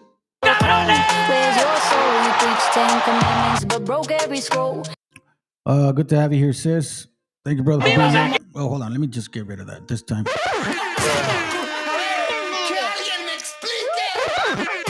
Jeremias, buenos dias. Good to have you here, brother. Yasharala. Yeah, they got their people crawling on their knees, bro. Like Sumarraga was the reason y'all fucking are where you're at. Matter of fact, let me show you real quick. Let me show you real quick, and then that'll be it. I'll show you real quick, okay?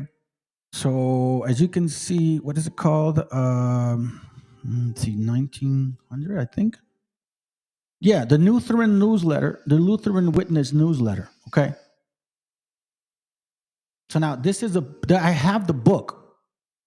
I also had the link, but apparently it has been moved, edited, or deleted.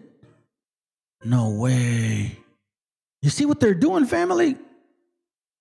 Look, the Lutheran Witness, it has been moved, edited, or deleted. Pfft, wow. I'm glad I did what I did. So this is dated September 7th, 1900. The Lutheran Witness, meaning, you know, like Protestants, they're criticizing Catholics. And on the bottom it says, Dr. Francis Borden relates the following about the first Bible printed in Mexico and Christian Advocate. The printing press came to Mexico in 1539 for, I'm sorry, hold on a second. Let me see if you can see it. My bad. Yes, in 1539, for in that year, there was printed in Mexico in Spanish a brief compendium of the Christian doctrine. That means Padre Nuestro, Credo, Diez Mandamientos, Rosario, and what else? Credo, Diez Mandamientos, Rosario. Padre Nuestro, Credo, Diez Mandamientos, Rosario, and something else too. That was part of the brief Christian compendium, okay? Brief Christian compendium. Then it says, under the auspice of the famous Bishop Fray Juan Zumarraga, or de Zumarraga, which is who gave you the virgin fucking theory, the Virgen Maria, that it appeared to Juan Diego. No way. It didn't appear to Juan Diego. These are just people that worship the mother of Nimrod. That was just 81 years before the Mayflower brought the first pilgrims to the Plymouth Bay. From 1539 all the way through this year, by the way, it says 1810, but all the way through 1900, when the immortal Hidalgo raised his cry of Mexican independence, or during the 271 years of Spanish rule and misrule in Mexico, Spain, which contributed which a combination of black and white folks at that time, not only did not give Mexico a Bible, but sternly prohibited the publication of any part of the scriptures in the language of the Mexican people. That prohibition is still in force with regards to the printing of the Bible in any of the, 52 different languages and dialects and spoken in Mexico. You see this right there? It says, for 350 years, Mexican press has been at work on lives of saints and catechisms and the silliest, most vapid and immortal tales in Spanish and taken from the Italian and the French. But the Bible is today an unknown book in Mexico among the majority of the people. Not long since I gave a copy of Gospel according to St. John to an employee in the public bath here, he read it with delight, and as if it were a novel, and afterwards said to me, Senor, I'd like the little book very much, where it tells about the talk between Jesus and his disciples. Oh, wow. So as you can see, September 7th, 1900, and we literally have a history of them being Prince Hall Freemasons since early ages. So, you know, don't come here and tell me about your fucking empathy or bullshit stories. I don't sit back and just sit. I don't believe that. Not ever. Not ever again. And especially now when you bring us your stupid ass Nimrod religion. And you got our people, once again, like worshiping Nimrod, bro. Like, oh my God, dog. Like, I don't understand. I don't get it. I don't get it. But anyways, that's all I got. Sorry, hey, it says, well, go ahead and rewind the tape because we started early. You guys have a good day. Lord willing, I'll be back later on with the video regarding Babylon to America. All right. I'm only going to play one song and then we out. See you later.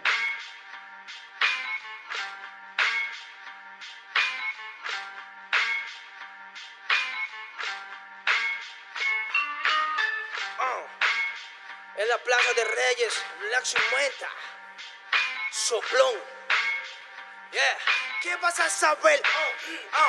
¿Qué vas a saber tú? Oye, chibolito, partomé. Pulpín de los pulpines, batería de Rapunzel, de rapeos, de raptos, de lagartos en cuartel. Cualquier la pega de cruel con un viejo coronel. Soy flujo, se me antojó dormirme en el laurel. Eleve mi level con un label y un Faber Castell. Ya un papel, lo empape con sangre de todo aquel que se jura Nobel y no ve mis trenes en la riel. What's so man? ¿Por qué no sacan la tablet? Juro por mis abuelos que no te hablo por las powers. Soy chinchado neto, búscame por pico sour y te voy a meter al centro loco como Beckenbauer. Escúchame atento mi pro, que estamos rompiéndole en pro. El negro de Plaza de Reyes como siempre rompe de este micrófono. Que quiere meterle como yo pero no puede meterle taco pro. Si te pensaba que solo era un gallo, déjame decirle que se equivocó. Real motherfucker feeling on the street. Es el Black Sheep, Black Sea Metal de Plaza de Kings. Motherfucker, soplum.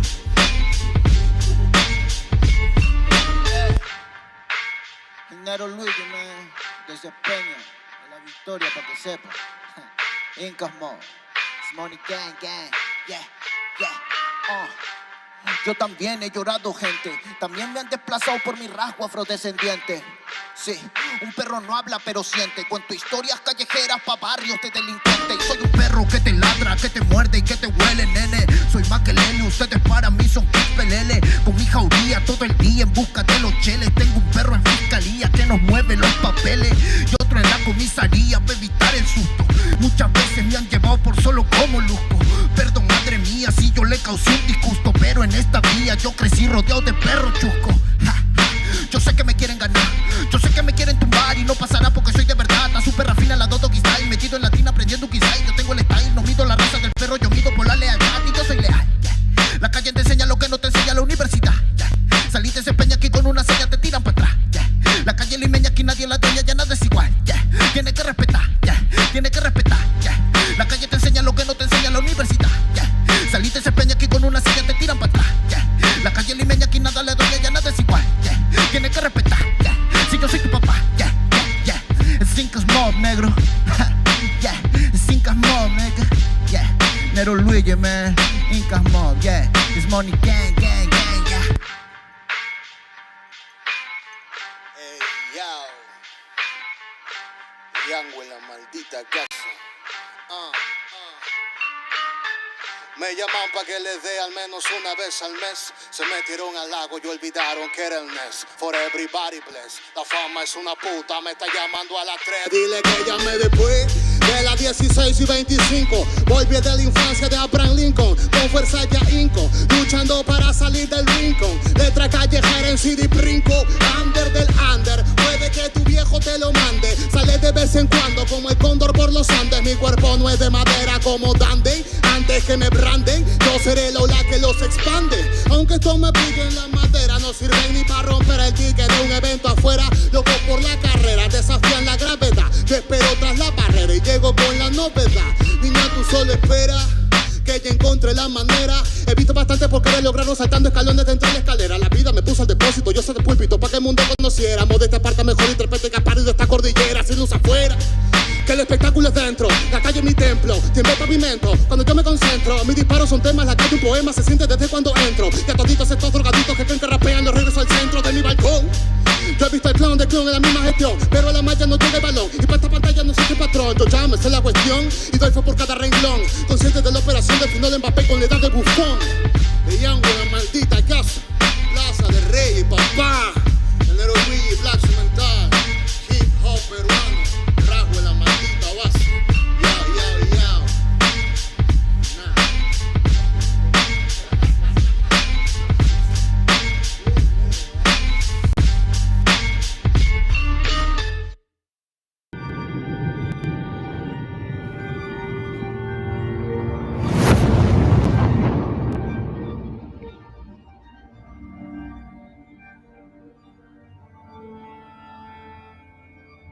Ical. Hijo, abre los ojos.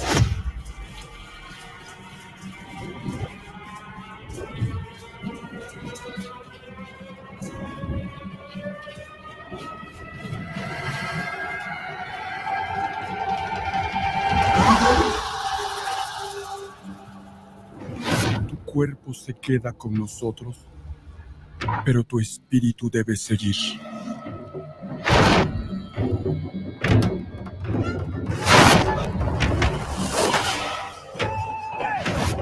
Busca la luz. Aléjate de las sombras. Deja que nuestro dolor sea tu fuerza. Desde aquí iluminamos tu camino.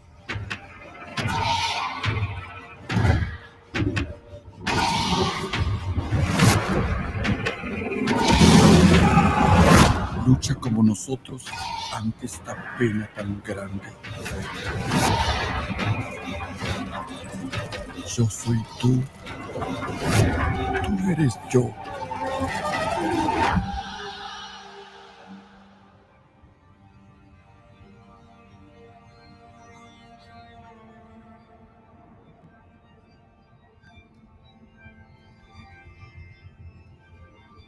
La muerte que hoy nos separa, mañana volverá a unirnos. Eres libre, hijo.